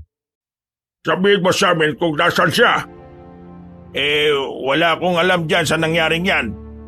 Anong wala kang alam? Ikaw ang kapitan. Gawan mo ng paraan para mahanap kung sino yon. Hindi ka gagawa ng paraan? Ha? Nanlaki ang mga mata ni Flavio nang makitang sinipa ni Romulo matandang kapitan. Tumilapon yun sa dingding. Galit na galit namang lumabas ang magkapatid kasama ang mga tauhan ng mga ito na aswang din. Nagtago si Flavio sa gilid. Maya-maya lang, narinig na niya ang pangalan niya na binanggit ng isa sa mga yon. Saan ba nakatira ang siraulong Flavio na yon? Kung isa-isahin na lang kaya natin ang kabahayan. Wag na. Magsasayang lang tayo ng oras. Meron akong alam na paraan para lumitaw siya. Babae lang ang katapat niyan. Agad na umalis ang dalawa. Sa mga sandaling yon, batid na ni Flavio na si Saldi ang gustong birahin ng dalawa. Pero buti na lang talaga ay kasama na nito si Aling Esther kaya hindi na siya nababahala. Ang iniisip niya lang ay kung papaano nalaman ng dalawang matanda na siya ang may pakana ng pagsunog. Meron na siyang hinala kung sino, pero kailangan niya muna itong kumpirmahin. Kaya naman agad-agad niyang binalikan si Rolly sa kanyang bahay. Oh, saan ka galing? Bakit parang nakakita ka ng multo? Hindi multo nakita ko, si Romulo at Rafael. Ha? Anong ginagawa nila rito? Alam na nila na ako ang may pakana ng pagsunog ng warehouse. Paano nila nalaman yun? Tayo lang naman nakakaalam nun. Yun nga ang iniisip ko eh. Kaya nga ang hinala ko, si Bruce ko ang nagsumbong. Sira ulo talaga taong yun oh. Kaya pala wala pa rin siya hanggang ngayon ah. Nilalagay niya tayo sa alanganin eh. Lalo na si Salde. Buti na lang wala na si Salde sa pamilya niya. Pupuntahan kasi siya ng dalawang matanda para gamitin laban sa akin eh. Anong gagawin natin ngayon? Wala muna tayong gagawin. Papalipas na muna tayo ng araw. Pero itutuloy natin ang plano natin na iisa-isay natin ang mga anak nila. Tumangutango na lamang si Rolly. Noong mga sandaling yon, nanatili lamang sila sa loob ng bahay. Hindi sila lumabas. Kahit na anong mangyari ay nagkunwari silang walang tao sa loob. Maraming araw pa ang lumipas. Nanatiling ligtas ang dalawang binata. Nasa maayos din naman na kalagayan ng babaeng si Salde kasama si Aling Esther. Nung gabing yun, handang-handa na ang magkaibigang Flavio at Rolly sa gagawin nila. Hindi na nila hinanap pa si Brusco. Itinuon na lamang nila ang atensyon sa plano na dapat ay magawa nila ng maayos. Dahil sa puntong ito, papasok sila sa lungga ng mga aswang. Nagtungo sila sa dating bahay ng mga Reyes. Malaki ang mansyon, kaya alam ni Flavio na hindi magiging madali ang gagawin nila. Wala ang dalawang matanda ngayon sa mansyon. Minamanmanan ko sila kanina pa eh. Pupunta sila sa isang lupay na malayo rito. Kaya malaya tayo makakapasok sa loob. Mga anak lang nilang nandyan. Kasing edad lang din natin. Hindi kaya meron din sila mga tauhan sa mansyon? Hindi naglalagay ng bantay ang mga aswang sa bahay nila. Isinasama nila yun sa pagalis. Kaya tingnan mo, wala ka makikitang nasa labas. Pero kailangan pa rin nating maging maingat dahil mabibilis din ang mga anak nila. Nakahanda naman ako pre, kaya walang problema sa akin. Nang makakuha na sila ng tamang pagkakataon, lumabas na rin sila ng kanilang pinagtataguan. Agad-agad silang nakalapit sa mansyon. Pagsilip nila sa loob, wala silang nakitang aswang. Pero nararamdaman ni Flavio na naroon yun sa mansyon. Pasimple silang lumapit hanggang sa makarating na sila sa tapat ng bintana. Nakita nila sa dining area ang 6 na kalalakihan na ayon sa pakiramdam ng anting-anting na dala niya, lihitimong mga aswang yon. Yan na ang mga anak ni Rafael at Romulo. Nakikita mo ba yung kabilang bintana? Babatuan natin yon para doon matuon ang atensyon nila. Tapos, dito tayo sa mismong pintuan papasok. Bibiglayin natin sila sa likod. Mukhang nakakatakot yung gagawin natin pero mukhang masaya rin. Tara! Kumuha ng bato si Flavio. Binato niya ang kabilang salamin. Nang mabasag yon, agad na napatingin doon ang mga aswang sa loob. Nagmamadali naman silang pumasok ng mansyon. Nang nasa loob na sila, tinungo nila ang dining room. Dalawa agad ang nagawa nilang saksakin ng mahaba nilang itak. Habang ang 4 naman ay agad na nakailag. Kumusta mga aswang? Narito kami para paslangin kayo! Nagpalit na ng anyo ang mga yon. Pero hindi naman nagpadaigang magkaibigan. Agad nilang nilusob ang mga yon. Tigdalawa silang kalaban. Dahil mukhang wala namang alam sa pakikipagsagupaan ng mga aswang na yon, hindi yun umubra sa kanila. Pinagpapapaslang lang nila ng walang kahirap-hirap ang mga aswang na yon. Wala pang 5 minuto, nakabulagta na ang mga lalaki sa sahig. Tara, kailangan na nating umalis dito. Baka maabutan pa nila tayo. Gagi, nasa labas na nga sila eh. Papasok na sila. Natatarantang humanap ng malalabasan ng dalawa. Nakita nila ang pinto sa likuran. Dinerecho nila yon. Nagtago na muna sila roon at saka kumuha ng tiyempo. Pagpasok ni Romulo at ni Rafael, inabutan nilang nakabulagta ang mga anak nila. Galit na galit ang mga yon. Nagsisisigaw.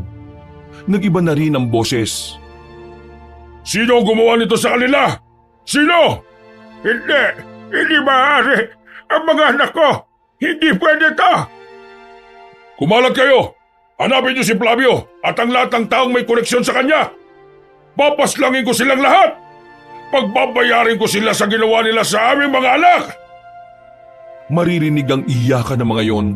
Pero para kay Flavio, kulang na kulang pa ang ginawa nila para sa pagwasak nila sa katauhan ng pinakamamahal niyang babae. Nagtagumpay siyang paslangin ang kanilang mga target. Pero sa mga sandaling ito, problema naman nila kung saan sila dadaan. Napatingin si Rolly sa taas ng pader. Kayang-kaya nilang akyatin yon kaya hindi na sila nagsayang pa ng oras. Nagmamadali silang dumaan doon. Pinauna ni Flavio ang kanyang kaibigan. Habang siya naman ay mag-isa niyang inakyat ang pader gamit lang ang lubid na nakita niya sa gilid. Nakalabas sila at nasa gilid na sila ng mansyon. Marahan silang naglakad palapit sa kalsada. Bigla na lamang may tumigil na sasakyan sa harapan nila. Nakita nilang dumungaw sa bintana ang lalaking si Brusco. Sakay na! Kahit naggalit si Flavio doon, ay isinantabi na muna niya yon. Dahil sa mga sandaling yon ay mas kailangan nilang makatakas. Agad-agad na silang sumakay. Pinaharurot ni Brusco ang sasakyan. Agad naman silang nakalis doon at nakahinga na rin ng maluwag ang 2 binata. Nang makalayo na sila, pinatigil ni Flavio ang sasakyan. Lumabas siya at pinilit na pinababa ang binatang si Brusco. Lumabas ka dyan! Magpapaliwanag ako Hindi na naituloy ni Brusco ang sasabihin niya nang bigla siyang suntukin ni Flavio. Agad na natumba ang lalaki. Hindi pa nakontento si Flavio. Sinuntok niya yon hanggang sa dumugo na ang bibig nito. Napakawalang yamong tao! Paano mo kaming nagawang ilaglag sa mga aswang na yon?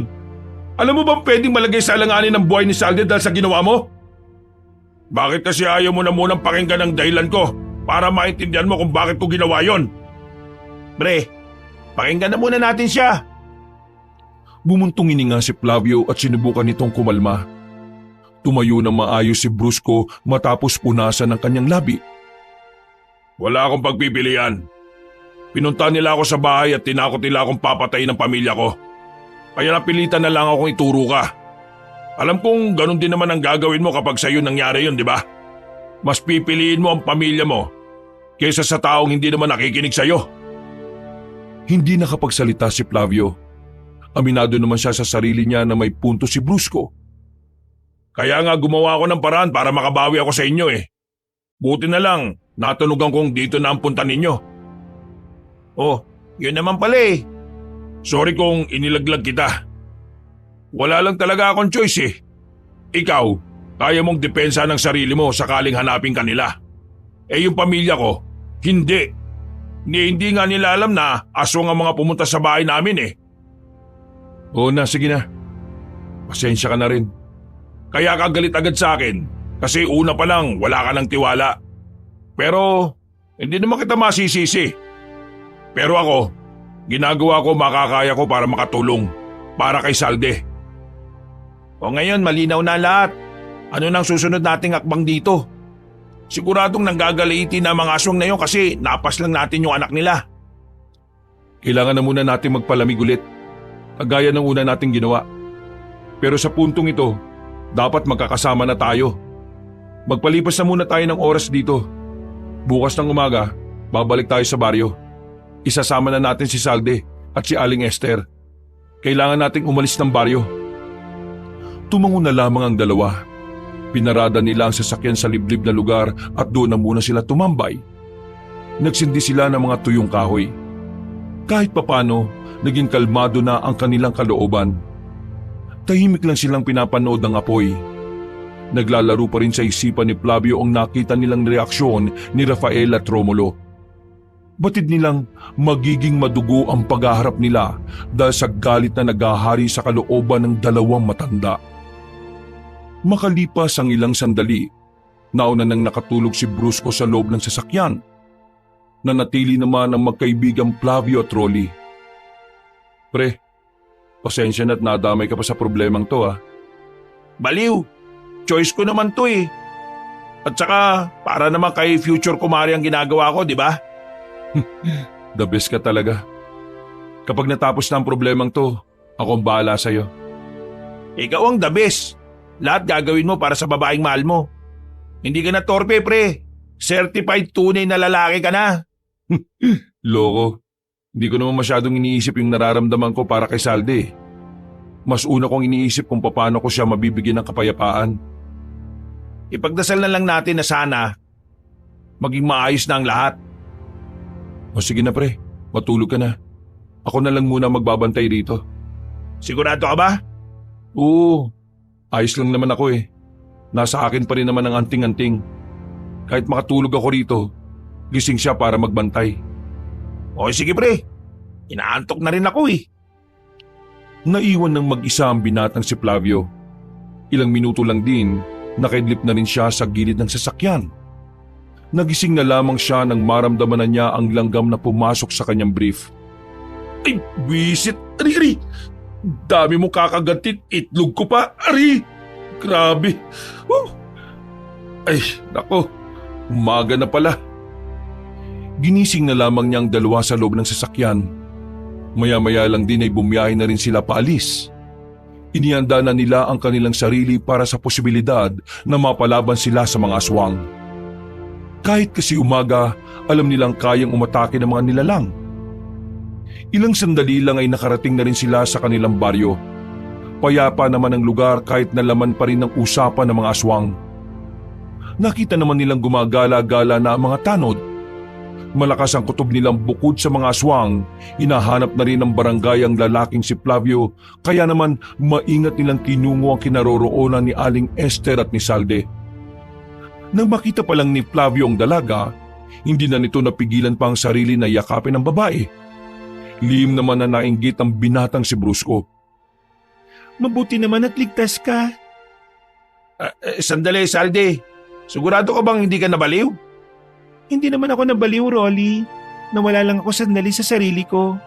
Pero ngayon, nahanap ko ng sarili ko nang malaman kong si Flavio talaga ang kailangan ko sa buhay. Habang naririnig ni Brusco ang mga salitang yon, parang dinudurog ang puso nito. Pero pinili na lamang ng binatang magpatay mali siya, na kunwari ay wala itong nakikita. Salde, kailangan niyong umalis sa baryo ngayong umaga. Sa bayan na muna kayo magtago. May pera akong dala para sa bahay na pansamantalan niyong titirhan habang hindi pa natatapos ang gulong ito. Tama si Flavio. Dapat ay nasa malayo nga siya dahil maaring gamitin siya ng mga kalaban laban sa iyo. Sige, aalis kami rito. Pero ipangako mo sa akin na magiging maayos ka lang, na makakabalik ka at magsasama pa tayong dalawa. Oo, pangako. Pangakong babalikan kita. Magsasama tayong dalawa. Tama na muna drama ah. Kailangan na nating umalis at baka makita pa tayo rito ng mga rumoronda. Hindi na nagsayang ng oras sila Flavio. Dali-dali na nilang nilisan ang bahay na matanda. Mabilis nilang tinungo ang kinaroroonan ng sasakyan. Buti na lang din ay walang nakakita sa kanila. Nakalis ng mapayapa si Salde at Aling Esther. Nakakita agad sila ng bahay na kanilang pagtataguan. Ngayon, kailangan ng harapin nila Flavio ang tunay na laban. Bumalik na sila agad sa baryo at sa gubat na muna sila tumambay. Habang meron pa silang oras, nag-insayo na muna silang tatlo. Habang abala sila, kanina pa napapansin ni Flavio na tahimik si Brusco. Kung minsan, nahuli niya rin itong parang masama kung makatingin. Pero iniintindi na lang niya dahil baka nagselos lang ito sa kanila ni Salde. Mabilis na lumipas sa mga oras. Sumapit na naman ang kinagabihan. Walang kalam-alam ang buong baryo sa gabing yon, magaganap ang pagdanak ng dugo sa kanilang lugar. Kanina pa tayo nandito pero wala naman nagpaparamdam na aswang. Sigurado ka ba ngayon sila darating? Kumalma ka lang. Hanggat hindi pa natatapos ang gabi, mahaba pa ang oras na dapat nating hintayin. Tama si Flavio. Huwag tayo magmadali. Baka mamaya sa pagmamadali natin mapadali din ang buhay nating tatlo. Napapailing na lamang si Brusco. Habang hindi nakatingin ng dalawa, palihim na inilabas ni Brusco ang botelya na may laman na kung ano. Binuksan niya yun at nagtakip siya ng ilong. Pasimple niyang binuhos sa gilid ang laman ng botelya at saka dali-daling bumalik sa kanyang kinauupuan. Nang umilingasaw na ang amoy noon, nakaramdam ng sakit ng ulo si Flavio at Rolly. Nakalaunan nawalan din nito ng malay. Sandali namang lumabas si Brusco para palabasin muna ang amoy. Halos 10 minuto rin siya naroon. Nang masigurong wala ng amoy roon, agad niyang kinuha sa daliri ni Flavio ang anting-anting. Tingnan lang natin kung makabalik ka pa ng buhay kay Salde. Tanga! Akin lang si Salde, no? Di ako papayag na magkatuluyan kayo. Ako ang nauna. Ako makakakuha sa kanya. At hindi ikaw na di hamak na dukha lang. Nanlisik ang mga mata ni Brusco. Lumabas na rin ang tunay nitong kulay na matagal na nitong itinatago. Ngayong nasagawa na niya ang masama niyang balak, nasasabik na siyang mawala si Flavio at siya na ang papalit bilang tagapagligtas ni Salde. Itinago ni Brusco ang singsing sa kanyang bulsa. Nang makita niyang nakakamalay na ang dalawa, humiga siya sa sahig at nagkunwari ding tulog. Uy! Flavio! Gising! Uy! Ano bang nangyari? Hindi ko rin alam Bigla na lang sumakit ang ulo ko. Ako rin. Nahilo ko. Oh, si Brusco tulog din Oy Brusco! Gising! Otek! Ano ba nangyari sa atin? Hoy Brusco, gising! Pipikit-pikit pang bumangon si Brusco at nagkunwaring kagigising lang din. Ha? Bakit? Teka, bakit ako nakahiga? Nawalan tayo ng malay. May naamoy kami kanina, tapos ilang segundo lang nawalan na rin kami ng malay. Akala ko ako lang nakaamoy nun. Pero sino bang may kagagawa nun? Hindi nga rin namin alam Uy, ano yun? Pambira, sabi ko na nga mga aso nga may pakananang lahat. Maganda kayo, nandito na sila. Lumakas ng lumakas ang angil na kanilang naririnig. Kaya noong mga oras na yon, nagsimula na rin kabahan si Flavio. Batid niyang hindi magiging madali ang sandaling yon para sa kanila. Lalo na't makakaharap na rin nila ang inaasahan nilang mas malakas pa sa mga nauna nilang nakaharap. Kumusta ang pananahimik, mga binata?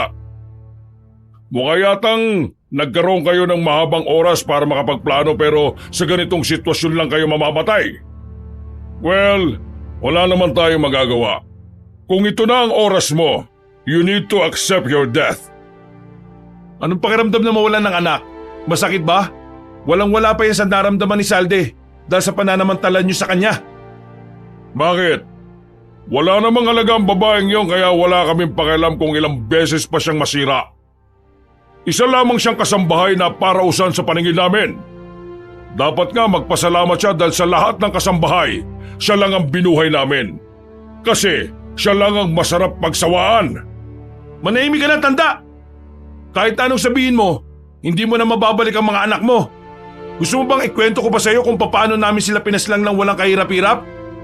Ginawa nila ang makakaya nila para makalaban. Pero sadyang mahihina sila. Nakita mo tong itak na dala ko? Itong itak na pumaslang sa anak mo! Lalong nanggalaiti si Rafael sa mga sandaling yon. Sinenyasan na nito ang mga aswang na umatake. Hindi naman gaanong marami ang mga kasama nitong aswang. Kaya kahit na papaano ay nagawang tapatan ng 3 ang mga yon. Kahit na matandang si Rafael ay nabigla rin sa kahusayang pinakita ng 3. Nasugatan man sila Flavio, pero nagawa naman nilang lagasin ang lahat ng mga kasama ni Rafael. Dahilan para mas lalong tumaas ang moral ng tatlong binata. Kung nagsama ka ng tauhan, sinama mo na dapat ang malalakas. Masyado kang naging kampante. Eh teka, nasaan ang mas matanda mong kapatid? Huwag mong hanapin ang wala. Nandito ako napapatay sa'yo. Hindi na nakatiis pa ang matandang si Rafael.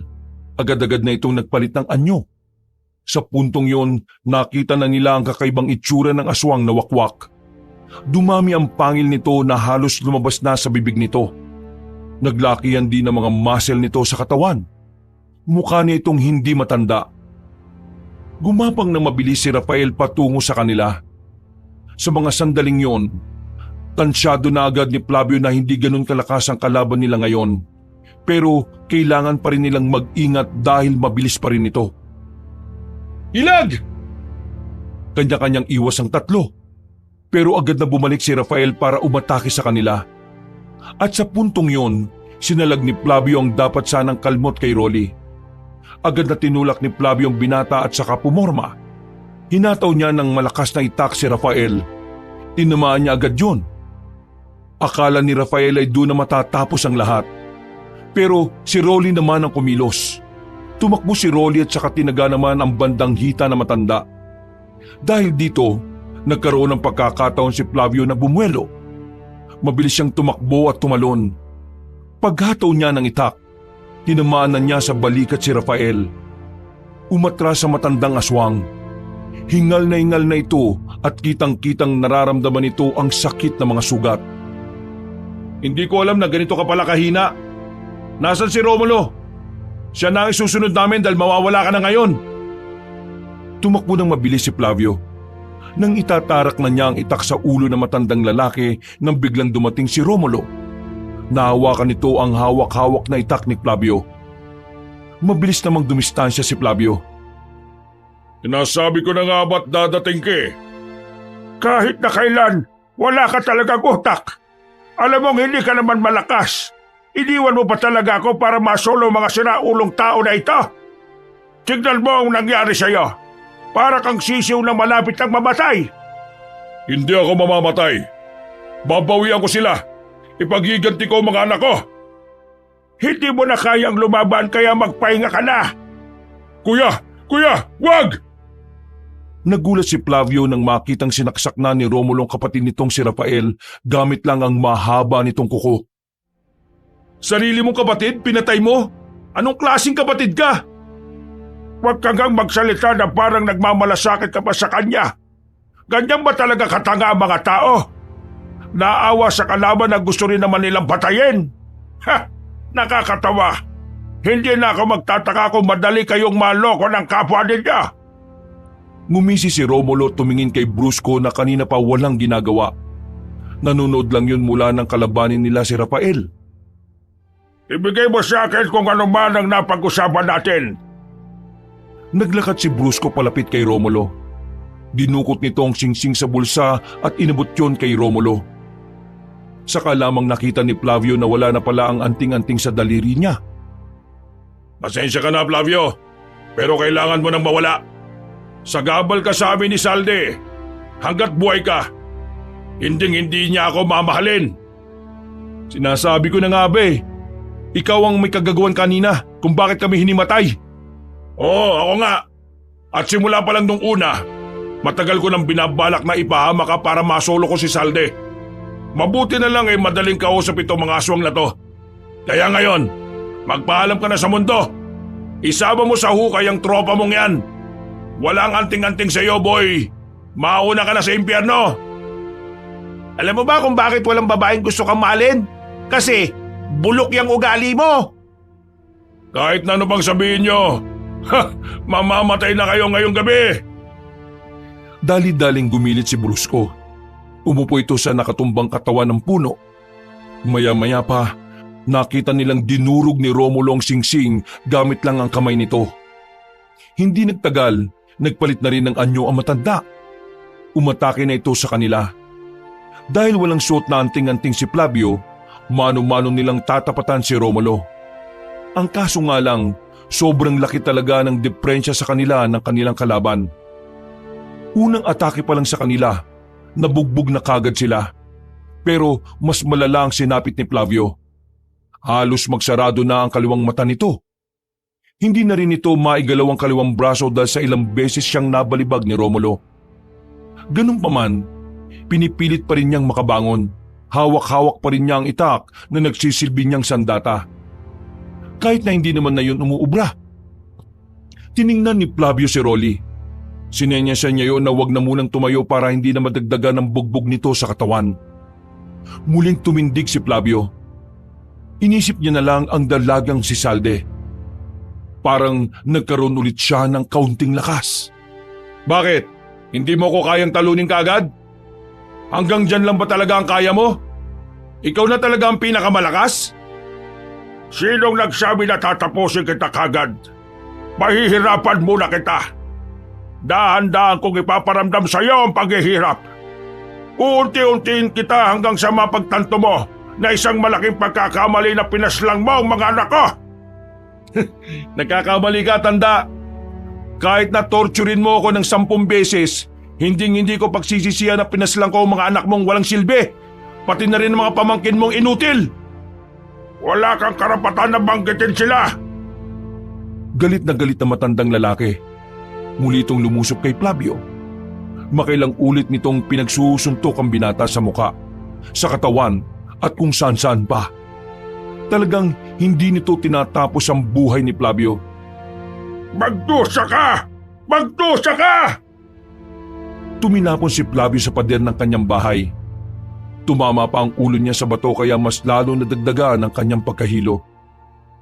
Flavio!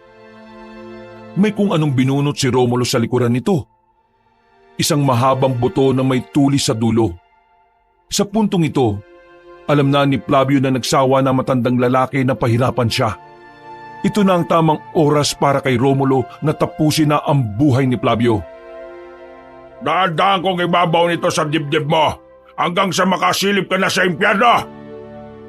Ngumiti ng nakakaloko si Flavio. Mga ilang sandali lang, tuluyan na nga rin itong natawa.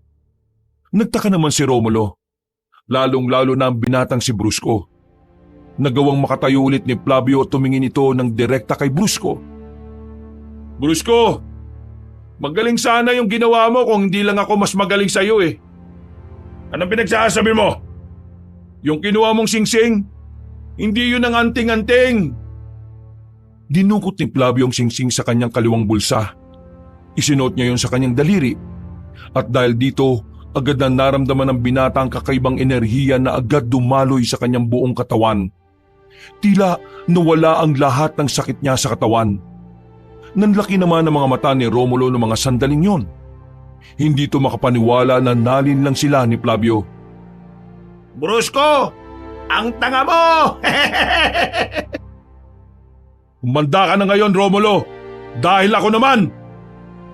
Bigla na lamang bumilis ang kilos ni Flavio. Nabigla ang matanda. Nasa harapan na niya kagad ang binata. Malakas na hinataw ni Flavio ang kanyang itak.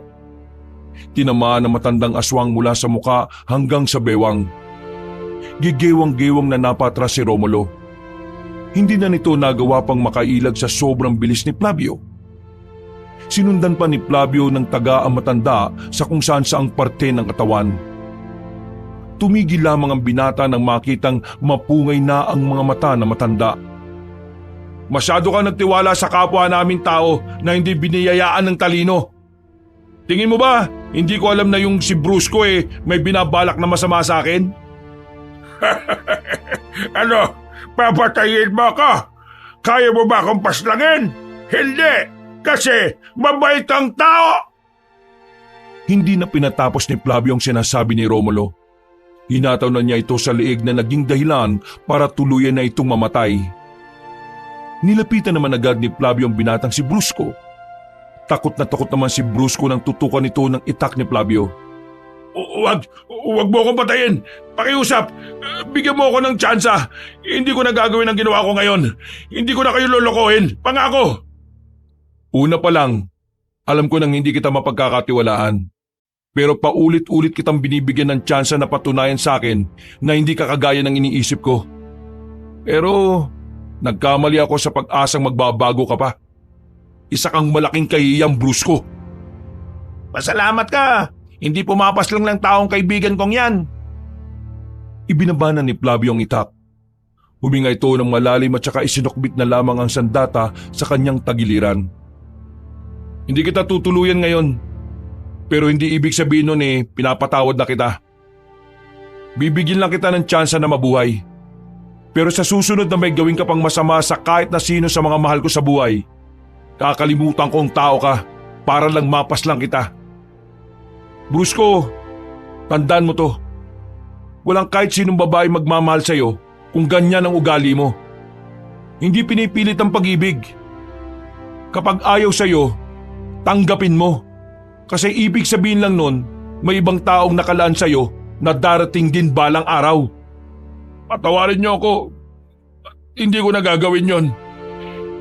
Ginawa ko lang naman kasi yun kasi, magdaday lang ka pa kasasabi mo lang wala ka ng palusot. Magpasalamat ka na lang, hindi ka nilagutan ng hininga nitong si Flavio.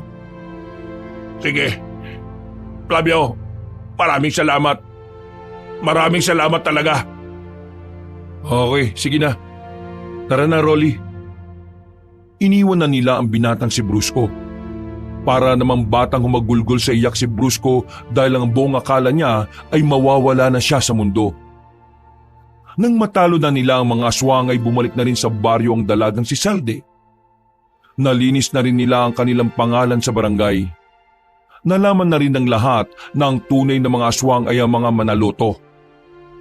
Mula noon, unti-unti na rin nakakausat si Salde sa tulong ng pagmamahal ni Flavio. Pati na rin ang mga taong tunay na nagpapahalaga sa kanya. Hindi madaling kalimutan ang bangungot na nangyari kay Salde.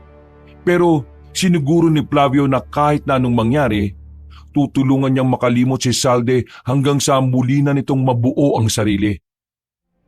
Hindi na rin muli pang nagamit ni Flavio ang anting-anting.